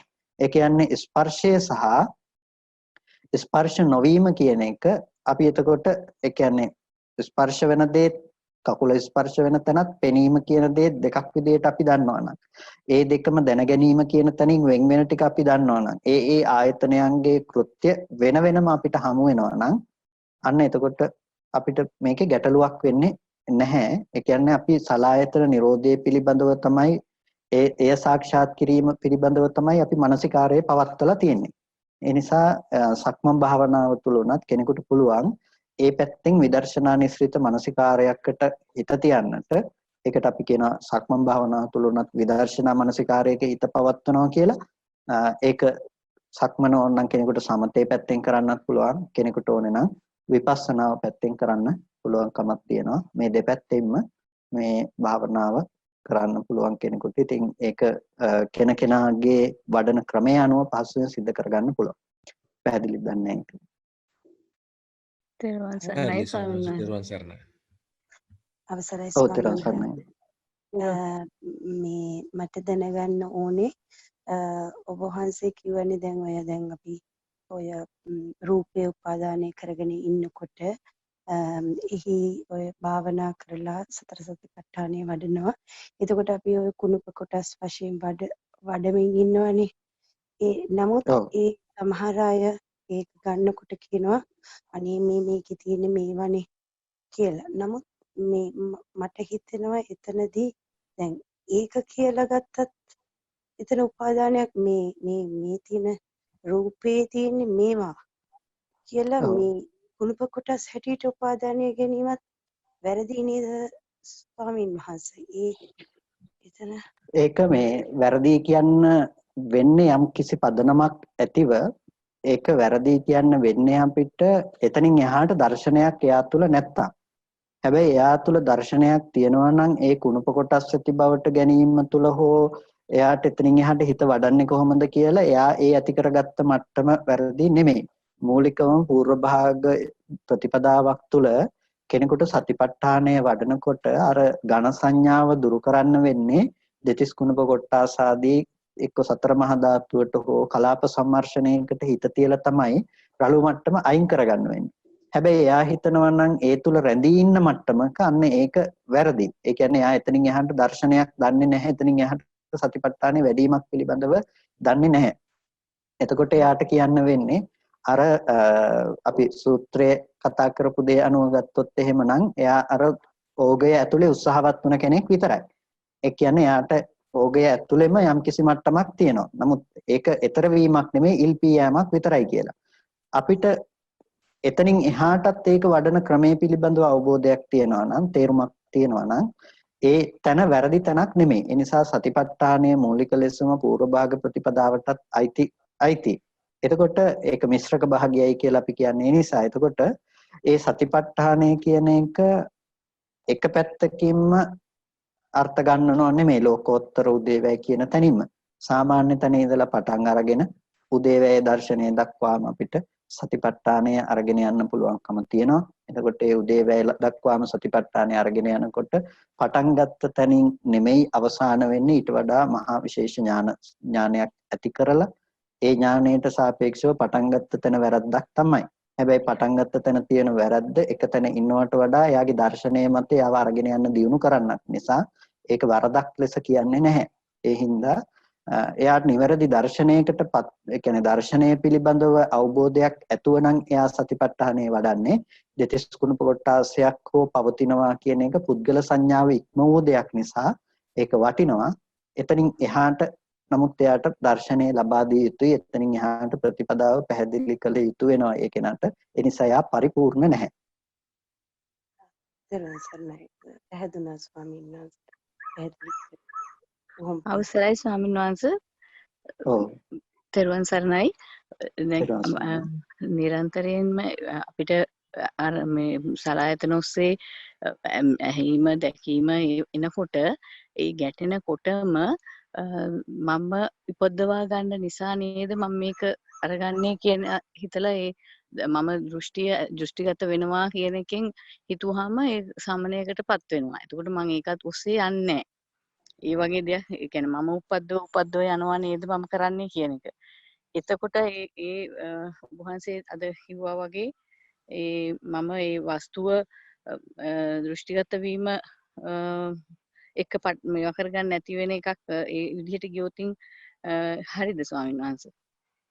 ඔව් ඇත්තටම අපිට ප්‍රශ්නේ තියෙන්නේ ඒ වස්තුව සමග දෘෂ්ටිගත වීම කියන තැනදී ඒ වස්තුව පැත්තේ ඒ කියන්නේ ඇත්තටම වස්තුව නොපවතින තැනක හටගෙන නිරුද්ධ වුණ තැනක ඇති බවට දෘෂ්ටිගත වීම. ඒ තුල තමයි අස්මිමානේ නැතිනම් වෙමි කියන හැඟීම අපි පවත්වන්නේත් මම ඉන්නවා කියන සංකල්පය අපිට ඇති වෙන්නේ. ඒ කියන්නේ ඇහෙන් රූප, ශබ්ද, ගන්ධ, රස, ස්පර්ශ ටික විඳින බවනේ අපි මමත්වයෙන් ඇසුරු කරලා තියෙන්නේ. හැබැයි ඇහැ නිරුද්ධ වෙන දෙයක් නම් හටගෙන කන නිරුද්ධ වෙන දෙයක් නම් ආයතන නිරුද්ධ වෙන දෙයක් නම් මම නිට්ටය වෙන්න බෑනේ. නමුත් අපිට මමත්වයේ නිට්ටය ලෙස හම්බෙන්නේ අර ධර්මිය නිට්ටය ලෙස ගත්ත නිසා. එහෙනම් හිතට ප්‍රත්‍යක්ෂ ලෙස පෙන්වා දෙනවා නම් ඒ ධර්මයේ අනිත්‍යයි කියලා ඒකෙන් සිද්ධ වෙන්නේ අපිට මමත්වයෙන් ගන්න අවශ්‍ය විෂයක් ක්ෂේත්‍රයේ දුරු වීම. ඒ නිසා ඒක තමයි කරන්න තියෙන දේ.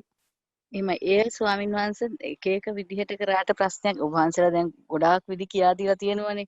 අනිත්‍ය සංඥාව ආයතන වශයෙන් ඒ මොන විදිහට ගත්තත් ප්‍රශ්නයක් නැහැනේ. එකම විදිහට යන්න ඕන කියලා. ප්‍රශ්නයක් නැහැ. ඒක කෙනකෙනාට වඩාත් ප්‍රායෝගික වෙන පැත්තෙන් ඒක මේ වැඩි යුතු වෙනවා. එතකොට ඒ කෙනාට ඒ පැත්තෙන් වඩාත් ප්‍රායෝගිකව ඒක දියුණු කරන්න පුළුවන්. ඒ නිසා තමයි බුදුරජාණන් වහන්සේත් වෙන කෙනකෙනාට ප්‍රායෝගික වෙන පැත්තෙන් හැමෝටම එකම කාරණාව දේශනා නොකර එකම කාරණාව විවිධ පැති වලින් විවිධ පැතිකඩ වලින් විවිධ කාරණා ඔස්සේ පෙන්වලා තියෙන. ස්කන්ධ වශයෙන්, ධාතු වශයෙන්, ආයතන වශයෙන්, පටිච්චසමුපාද වශයෙන් කොහෙන් ගියත් අපිට අන්තිමේටම දකින්න තියෙන්නේ මේ ඇයට රූපයක් පෙළ එතන රැවටෙන තැන, කනට සද්දයක් ඇහිලා එතන රැවටෙන තැනනේ. හැබැයි ඒක අවබෝධ කිරීම සඳහා විවිධ පරයයන් භාවිතයට ගත්තා. අපිට ඒ ඔක්කොම පරයයන් දැනගන්න ඕන කියනවා නෙමෙයි. එක පරයයක් දැන ගැනීම තුළ ස්කන්ධ පිරිසින් දකින්න කියන්නේ ආයතන පිරිසින් දැක්ක කියන එක. ඒ නිසා ඒ එක පරයයක් දැක්කත් ඒක වටිනවා. ඒ කියන්නේ වටිනවා කියන්නේ ඔක්කොම එකයි. එකම තැනකට යොමු වීම පිණිස පවතින දෙයක්. ඒ නිසා ඒකේ වරදක් නැහැ. ඕනම එකකින් එතනටපත් වෙන්න පුළුවන්කම තියෙනවා. එහෙමයි. ගොඩාක් පින් ස්වාමීන් වහන්සේ ඔබ වහන්සේලාගේ ධර්ම දේශනා නිසා තමයි මේ විදිහට හිතන්න පුරුදු වුනේ. ගොඩාක් පින් සිද්ධ වෙනවා. තෙරුවන් සරණයි. තෙරුවන් සරණයි. තෙරුවන් සරණයි ස්වාමීන් වහන්සේ. තෙරුවන් සරණයි. මේ ස්වාමීන් වහන්සේ මේ මානසිකාරය කියන එක ගැන පොඩ්ඩක් පැහැදිලි කරන්න පුළුවන්ද? දැන් අපි දැන් දෙතිස් කුණප ගැන එහෙම මෙනෙහි කරනවා කියමුකෝ. එතකොට එහෙම මෙනෙහි කරනකොට අපි දැන් කේසා ලෝමා කියලා එහෙම කියනකොට අපි ඒ වචනය ගැන කියනවද එහෙම නැත්නම් අපි හිතින් ඒ සම්බන්ධව මොනවා හරි කියන්නේ ඒකේ ගැන හිතීමක් කරනවද? ඒ වගේ දේ ගැන පොඩ්ඩක් පැහැදිලි කරන්න පුළුවන්ද? මොකක්ද එතනදී ඇත්තටම කළ යුත්තේ කියන එක? ඔව් දෙතිස් කුණප කොට්ටාස් වශයෙන් මෙනෙහි කරනකොට අපි කෙස්ලොම් නියද සම්මස්නහර වශයෙන් මානසිකාරය කරනවා. මානසිකාරය කියන්නේ අපි ඒ ගැන අපි හිතනවා කියලා කියන්නේ අපි අපේ මට්ටමෙන්ම කතා කළොත් අපි ඒ ගැන හිතනවා. එතකොට ඒක හිතන්නේ අපි නුවණින් ඒ ගැන කල්පනා කරන්නේ අපි මීට පෙර කතා කරලා තියෙනවා. මට මතක සතිපට්ඨාන විභංග සූත්‍රය කතා කරනකොට අපි කතා කරලා තියෙනවා රූපය පිළිබඳව කතා කළත්. ඒ කියන්නේ අපිට කෙස් ස්වභාවය ගැන කතා කරනකොට ඒක අසුබ වුණ පිළිකුල් වුණ දෙයක් විදිහට වඩන්නත් පුළුවන්. ඒ අසුබ වුණ පිළිකුල් වුණ දේ විදිහට වඩන එක රාගය දුරු කර ගැනීමට අපිට උපනිශ්‍රේ වෙන දෙයක්. ඒ වගේම අපි අසුබය සහ පිළිකුල් කියන තැනට වැඩි ප්‍රමුඛතාවය නොදී අපිට පුළුවන් කෙස් කියන ස්වභාවයේ අනාත්ම ලක්ෂණය ප්‍රකට වෙන විදිහට මානසිකාරය කරන්න. එතකොට අපි කෙස්ලොම් නියද සම්මස්නහර වගේ දෙතිස් කුණප කොටාසේ අපි අරගෙන අපි ඒ ඔස්සේ මානසිකාරය පවත්වනවා. ඒකේ තියෙන අනාත්ම ලක්ෂණය කියන්නේ ඒක පුද්ගලයෙක් නෙමෙයි කියලා. එතකොට අපිට හම් වෙනවා කලාප සම්මර්ෂණය තුළ එහෙනම් මේ පේන්න තියෙන මේ එකක්වත් හැම ගත්තත් කෙස්ලොම් ටික ගත්තත් එහෙම නැතිනම් මේ ඇතුළත තියෙන අභ්‍යන්තර කොටස් අරගෙන බැලුවත් එකක්වත් මම නොවන පුද්ගලයෙක් නොවන සත්වයක් නොවන ටිකක් ඇති තැනකනේ මේ සත්වයක පුද්ගලයෙක් කියලා පේන්නේ කියන තැනට නුවණ ඇති වෙනකන් ඒ අනාත්ම ලක්ෂණය ප්‍රකට වෙන විදිහට මානසිකාරය පවත්වන්නත් පුළුවන්. එයා මතු කරගන්නේ අසුබය නෙමෙයි අර විදිහේ අනාත්ම සංකල්පය. ඒකට ඒ විදිහට හිතන එකට කියනවා මානසිකාරය කියලා. ඒ මානසිකාරයේ විදිහට එයා දිගින් දිගට මේ ගැන මෙනෙහි කිරීම නැතිනම් හිතීම සිද්ධ කරනවා. ඒක හිතීමක් කියන්නේ ඔහේ අපි අර දෙයක් ගැන අපි හිතමු අර මෛත්‍රී භාවනාවට පුරුදු වෙලා ඉන්නේ අපි වාක්‍යයකට සීල සත්වයෝ නිදුක්කෙත්තා නිරෝගී වෙත්තා සුවපත් වෙත්තා දුකින් මිදෙත්තා කියලා අපි හිතනවා. ඒ ටික නිකම්ම සංකල්පයක් විදිහට හිතාගෙන යනවා. හැබැයි ඒ ටික හිතාගෙන ගියා කියලා අපිට ඒක වැඩක් කරලා නැහැ. ඒ වගේ වෙලා වැඩක් නැහැ. අපිට ඒක නුවණින්ම ඒ දේ උපදින්නට ඕනේ. අන්න ඒකට කියනවා නුවණින් මේ මානසිකාරය පවත්වනවා කියලා. එතකොට ඒ නුවණින් ඒක මානසිකාරය කරනකොට අසුබේ පැත්තට වඩන්නත් පුළුවන්. එහෙම නැතිනම් අර විදිහේ අනාත්ම සංකල්පයේ උපදින පැත්තට බලන්නත් පුළුවන්. ඒක හිතින් තමයි වඩාත් දියුණු කළ යුත්තේ. දැන් අපි ප්‍රායෝගිකව සමහර වෙලාවට භික්ෂුන් වහන්සේලාගේ පැත්තෙන් උපදෙස් ආදී ලබා දුන්නොත් අපිට සමහර තැන් දැක්වෙනවා.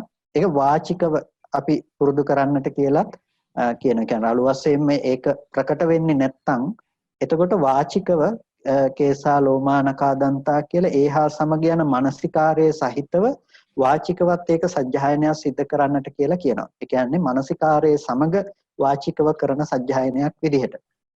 ඒක ප්‍රායෝගිකව වැඩිමේදී අපිට ප්‍රකට කොටස් ටික දෙතිස් කුණම කොටාසයන්ගෙන් කොටස් පංචකයක් අරගෙන අපිට වඩාත්ම ප්‍රකට වෙන පංචකය අරගෙන මානසිකාරය කිරීම ඊටමත් ප්‍රායෝගිකව වඩන්න පුළුවන්කම තියෙනවා.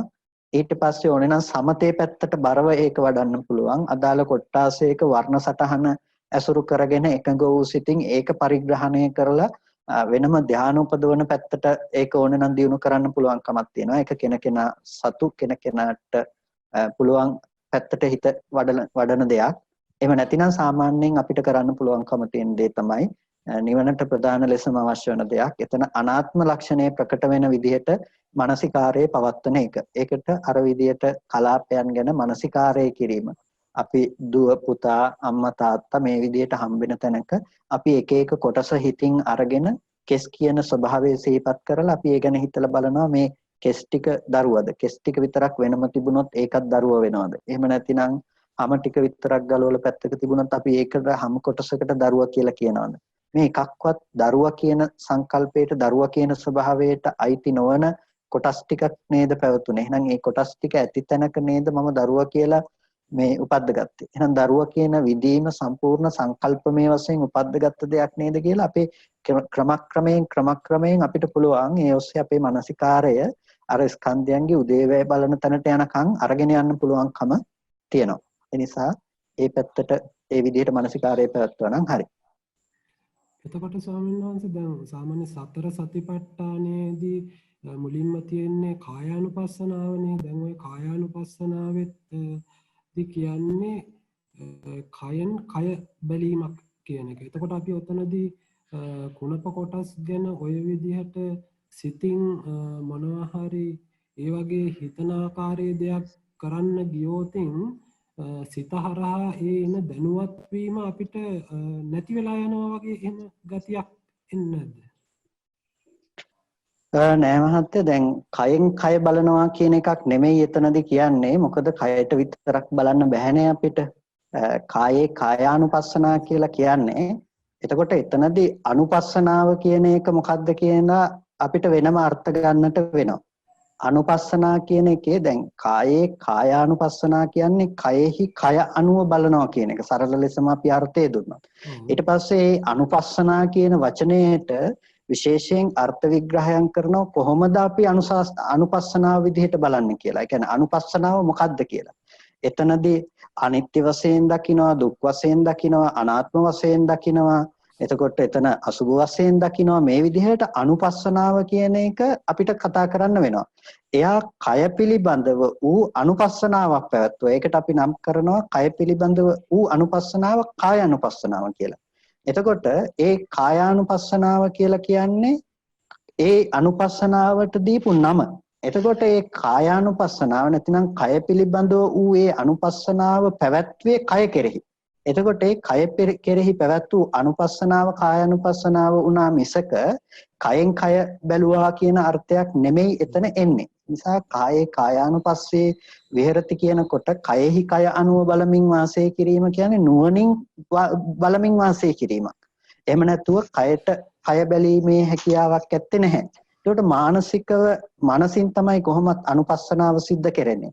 අනිත්‍ය සාක්ෂාත් කිරීමත් කොහෙන් ගියත් ලෝකෝත්තර මාර්ගයේ පිණිස උපදවා ගැනීම පිණිස වැඩුවත්, රූපාවචර භූමිය උපදව ගැනීම පිණිස බැලුවත්, අරූපාවචර භූමිය උපදව ගැනීම පිණිස බැලුවත්, කුසලයක් කළත් අකුසලයක් කළත් කයෙන් නෙමෙයි ඒ දේ සිද්ධ වෙන්නේ මානසිකව. එතකොට ඒ දේ සිද්ධ වෙන තැනක ආයතන දෙකයි තියෙන්නේ. මන ආයතනය සහ ධම්මායතනය කියන එක. අපිට මනසින් තමයි හැම වෙලාවකදීම යම්කිසි දර්ශනයක් වඩන්න වෙන්නේ.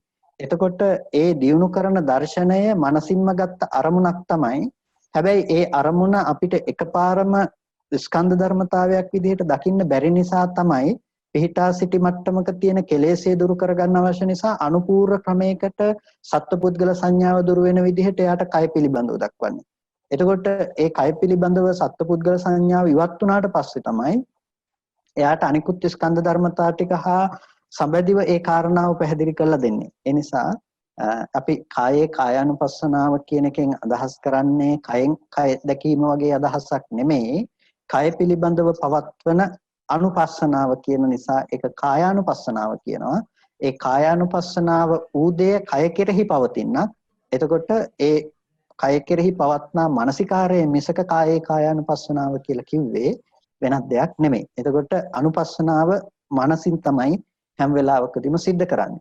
හැබැයි මේ අනුපස්සනාවට ගෝචර වෙලා තියෙන්නේ මේ මහා භූත සහ උපාදාය රූපයන්ගෙන් යුක්ත කය. ඒ නිසා අනුපස්සනාව කියන එකෙන් මානසිකව අපි තේරුම් අරගෙන තියෙන්නේ සම්පූර්ණම රූපේ පිළිබඳව. රූපය මානසිකව තේරුම් ගන්න පැත්තෙන් තොරව තේරුම් ගන්න වෙන ආයතනයක් ඇත්තේ නැහැ. මොකද රූපායතන එකකටවත් මනෝවිඤ්ඤාණය නැතුව දැනගන්නවා කියන දේ කරන්න පුළුවන් කමක් ඇත්තේ නැහැ. විඥානනය සිද්ධ වෙන්නේ මනස පැත්තෙන් විතරයි. එතකොට ස්වාමීන් වහන්සේ උතන අනුපස්සනාව කිව්වෙත් අර මානසිකාරය කියන එක හා සමානම ක්‍රියාවක්ද? එතකොට ඒක අනුපස්සනාව කියලා කිව්වෙත් ඒ මානසිකාරයම තමයි. මානසිකාරය තමයි අනුපස්සනාව කියලා කියන්නේ. වෙනත් එකක් නෙමෙයි. තේරුම් ගන්න ස්වාමීන් ඒ කියන්නේ අනුපස්සනාව සහ මානසිකාරය කියලා කියන්නේ දෙකක් නෙමෙයි. මානසිකාරයේ පැවැත්වීමම තමයි අනුපස්සනාව කියලා කියන්නේ. කය අනුව මෙනෙහි කිරීමම කාය අනුපස්සනාව කියනවා. ඒ කය පිළිබඳව මානසිකාරයේ පැවැත්වීම කාය අනුපස්සනාව, වේදනාව කෙරෙහි මානසිකාරයේ පැවැත්වීම අපි වේදනානුපස්සනාව කියලා කියනවා. එතකොට ඒ අනුපස්සනා කියන වචනේ තුල අදහස් කරන්නේ මේ මානසිකාරය කියන තේම තමයි.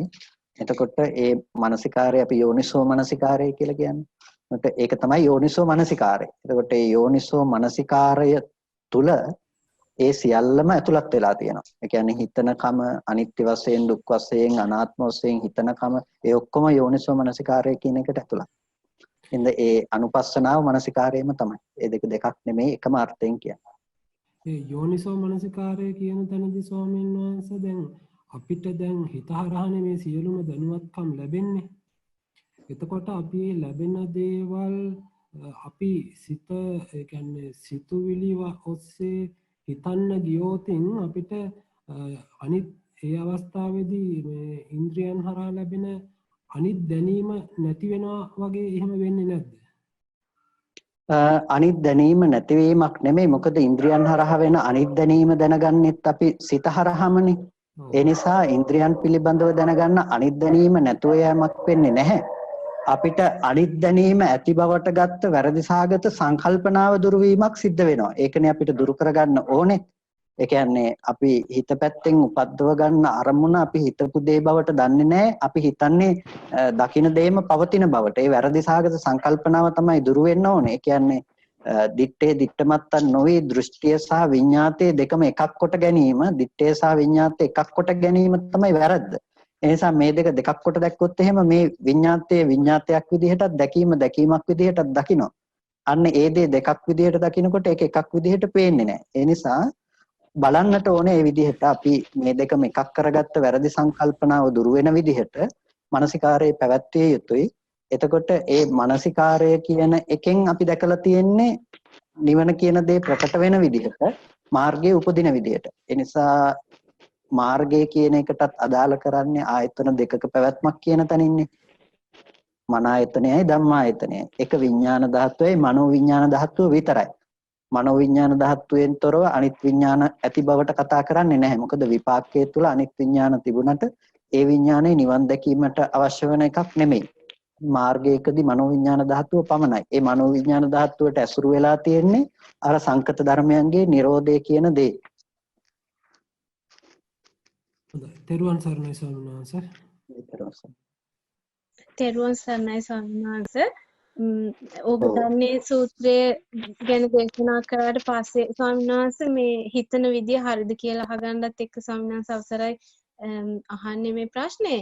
එතකොට අර ඉල්පෙන්නෙත් නැතුව පිහිටන්නෙත් නැතුව ඉන්න එකම තැන කියලා හිතනවා සතිය කියලා. සතියෙන් ඉන්න බව කියලා ස්වාමීන් වහන්සේ කියන්නේ සතිපට්ඨාන භාවනා තුලින් ඇති කරගත්ත සතිය. එහෙමද කියලා අහන්න තමයි ස්වාමීන් වහන්සේ දැනගන්න ඕනේ. තෙරුවන් සරණයි.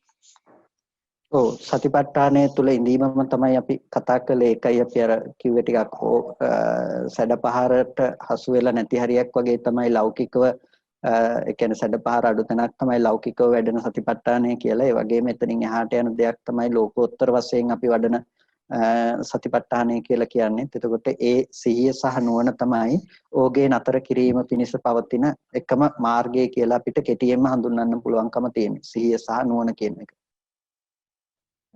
එහෙමයි ස්වාමීන් වහන්සේ.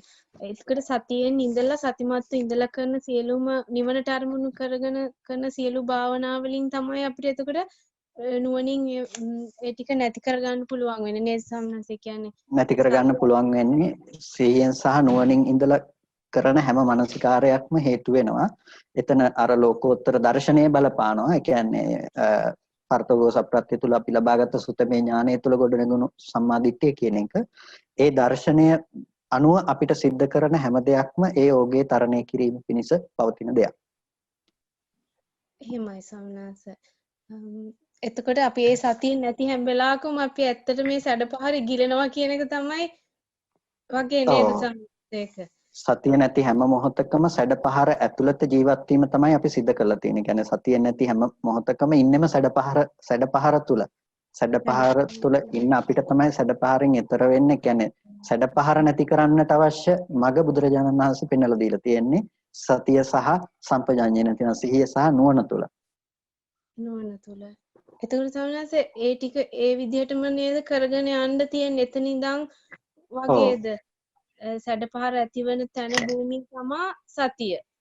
එතකොට සතියෙන් ඉඳලා තමයි සිහියෙන් සහ නුවණින් කටයුතු කරගෙන දිගටම ඉන්න තියෙන්නේ.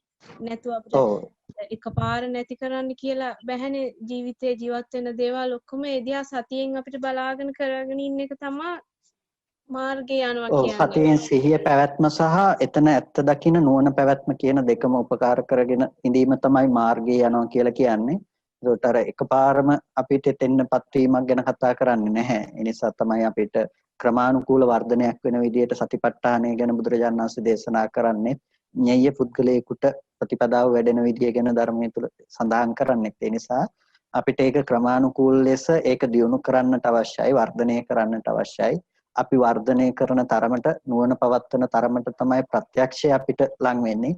ඒ නිසා තමයි සතිපට්ඨානයේ දා කුරුරට වාසීන් සතිපට්ඨානය වැඩුවා කියලා කියන්නේ. ඒ කියන්නේ සවැත් නුවර ජනතාව එහෙම ලිඳක් ළඟට ගියා සතිපට්ඨාන භාවනාව කුමක්ද කියලා අහලා ඒ ගැන කතා කළා කියනවා. කියන්නේ එදිනෙදා ජීවිතයේ හැමතැනකම සතිපට්ඨානේ භාවිත වෙන තැනක එයා ජීවත් වුණා. ඒ නිසා කෝටි 7න් කෝටි 5ක්ම ආර්ය ශ්‍රාවකයෝ බවට පත් වුණා.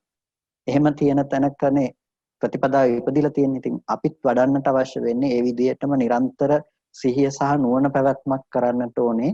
ඒ විදිහට කරන කෙනෙකුට විතරයි ඊතර වීමක් ගැන කතා කරන්න පුළුවන් වෙන්නේ. එහෙමයි ස්වාමීන් වහන්සේ. එතකොට අර අපි දැන් ආයතන නිරෝධයක් කියන්නේම නිවන තමයි නේද ස්වාමීන් වහන්සේ? අපිට ආයතන නිරෝධය කරගන්න පුළුවන් වුණොත් ඒ කියන්නේ අපි දැන් ආය දර්ශනය ගැන අපිට ආපහු හිතන්න දෙයක් නැහැ. ඒක අවබෝධය කියන්නේ පිහිටා සිටපු ප්‍රත්‍යක්ෂ ඥානය නිසා. එහෙමයි.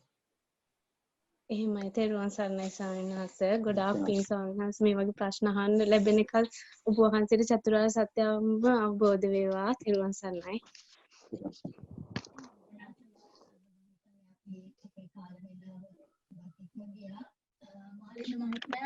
ප්‍රශ්නයක් අහන්න බලාපොරොත්තු වෙනවද? ඇහුන්නේ අම්ම ටිකක් මොකද? මාලින්ද මහත්මයා ප්‍රශ්නයක් අහන්න බලාපොරොත්තු වෙනවද? මාලින්ද මහත්මයා ඉන්නවද සම්බන්ධ වෙලා?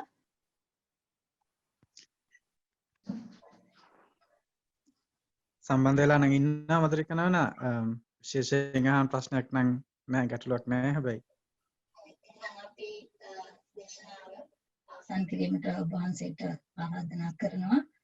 අවසානයේ ශ්‍යාමලී පුණ්‍යානුමෝදනාව කරනවා මම බලාපොරොත්තු වෙනවා. තෙරුවන් සරණයි ස්වාමීන් වහන්සේ. ගොඩාක් පින්. තෙරුවන් සරණයි. ලාගත්තා අපි. හොඳයි, එහෙනම් කවුරුත් කල්පනා කරගන්න අද දවසේදී සද්ධර්ම ශ්‍රවණය කළා. ධර්ම සාකච්ඡාවන් සිද්ධ කරලා සිද්ධ කරගත්ත සියලු කුසල ධර්මයන් අපි අනුමෝදන් කර යුතුයි. අනුමෝදන් කරමු. පළමුවෙන් අපට අර්ථයෙන් ධර්මයෙන් අනුශාසනා කළ අපේ ධර්මාචාර්ය අවසරයි මාංකඩවල සුදස්සන ස්වාමීන් වහන්සේට, අවසරයි මාංකඩවල නන්දරත්න ස්වාමීන් වහන්සේට, ස්වාමීන් වහන්සේලා දෙනමතම උතුම් නිවනින් සැනසීම පිණිස මේ සියලු කුසලයෝ හේතු පාරමිතාවක් වේවා කියලා ප්‍රාර්ථනා කරනවා. ඒ වගේම මේ ස්ථාන අධිග්‍රහිත ඉෂ්ඨකාරකාදී සියලු දේවගණ සමූහයා මේ පින් සතුටින් සාධනාවෙන් අනුමෝදන් වේවා. දෙවියන්ටත් මේ පින් උතුම් නිවනින් සැනසීමටම හේතු පාරමිතාවක්ම වේවා කියලා සාදු කියලා දෙවියන්ට පින් දෙන්න. ඒ වගේම සියලු ඥාතීනුත් අපි සිහිපත් කරනවා. සියලුම ඥාතීන්ටත් මේ පින් අනුමෝදන් කරමු. විශේෂයෙන්ම තරණාගම කුසල ධම්ම නායක මාහිමිපාණන් වහන්සේට පුණ්‍යානුමෝදනා කරන්නට කියලා සිහිපත් කළා. අපේ ගෞරවනීය ස්වාමීන්ද්‍රයන්න් වහන්සේටත් අපි විශේෂයෙන් පුණ්‍යානුමෝදනා කරනවා. අපේ මේ පින්නතුන්ට එංගලන්තයේ සිටින සියලු පින්නතුන්ට ඒ ධර්මාලෝකය ලබා ගැනීම සඳහා අවශ්‍ය ඒ සියලුම පදනම සකස් කිරීමෙන් ගෞරවනීය නායක මාහිමිපාණන් වහන්සේ ප්‍රදාන කරගත්ත සෑම සියලු දෙනා නමින් මේ පරිලෝකීය සියලුම ඥාතීන්ටත් මේ කාලවකවානුව තුළ මිය පරලෝක ගිහිල්ලා ඉන්න පින් බලාපොරොත්තු වෙන සියලු සත්වකට මේ පින් සතුටින් සාදුනාදෙන් අනුමෝදන් වන්නට ලැබේවා. හැම දිනාටම උතුම් නිවනින් සැනසෙන්නටම මේ පින හේතු පාරමිතාවක්ම වේවා කියලා සාදු කියලා. ඒ වගේම මේ සියලුම කුසල ධර්මයන් අපි අනුමෝදන් කරනවා. විශේෂයෙන්ම මේ කටයුත්තට දායක වුණ සෑම සියලු දෙනාටම පුණ්‍යානුමෝදනා කරනවා. සම්බෝධි විහාරයේ අපේ අවසරයි මඩුගල්ලේ මහානාම ස්වාමීන් වහන්සේට, ඒ වගේම අපේ ඩොන් මහත්මයා, ඒ වගේම මද්රිකාම සමන් මහත්මයා ඇතුළු සියලු දෙනාට අපේ ලංකාවෙන් ඒ පිළිබඳව කසුන් මහත්මයාත් අනුරාධක් ඇතුළු ඒ සියලුම පින්වත් පිරිසට ඒ වගේම විශේෂයෙන්ම අපිට පහුගිය දවස්වල ආරාධනාවක් කෙරුණා ඕස්ට්‍රේලියාවේ පින්තුන්ටත් දේශනාවක් පවත්වන්නට ඕනේ කියලා මම ඒ ඇත්තන්ටත් මේ වැඩසටහනටම සම්බන්ධ කරගන්නට කියලා සිහිපත් වුණා සම්බන්ධ වෙන්නට කියලා. ඒ ආරාධනා කළ ඒ ඕස්ට්‍රේලියාවේ ඉන්න සියලුම පින්වත් පිරිසටත් මෙල්බන් ආදී සියලුම පින්වත් පිරිසටත් අපි විශේෂයෙන් පුණ්‍ය ආනුමෝදනා කරනවා. සහ සම්බන්ධ වුණ ඔබ සෑම සියලු දෙනාටම ලංකාවේ සම්බන්ධ වෙන සියලු දෙනාටම අපේ සේනාසනයේ ස්වාමීන් වහන්සේලාට ඇතුළු සියලුම දෙනාට නිදුක් නිරෝගී සුවපත් භාවය චිරජීවනයේ සැලසේවා කායික මානසික සැනසෙල්ල ඇති කරගෙන අමා මහ නිවනින් සැනසෙන්නටම මේ කුසලය හේතු පාරමිතාවක්ම වේවා කියලා සාදු කියලා පින් අනුමෝදන්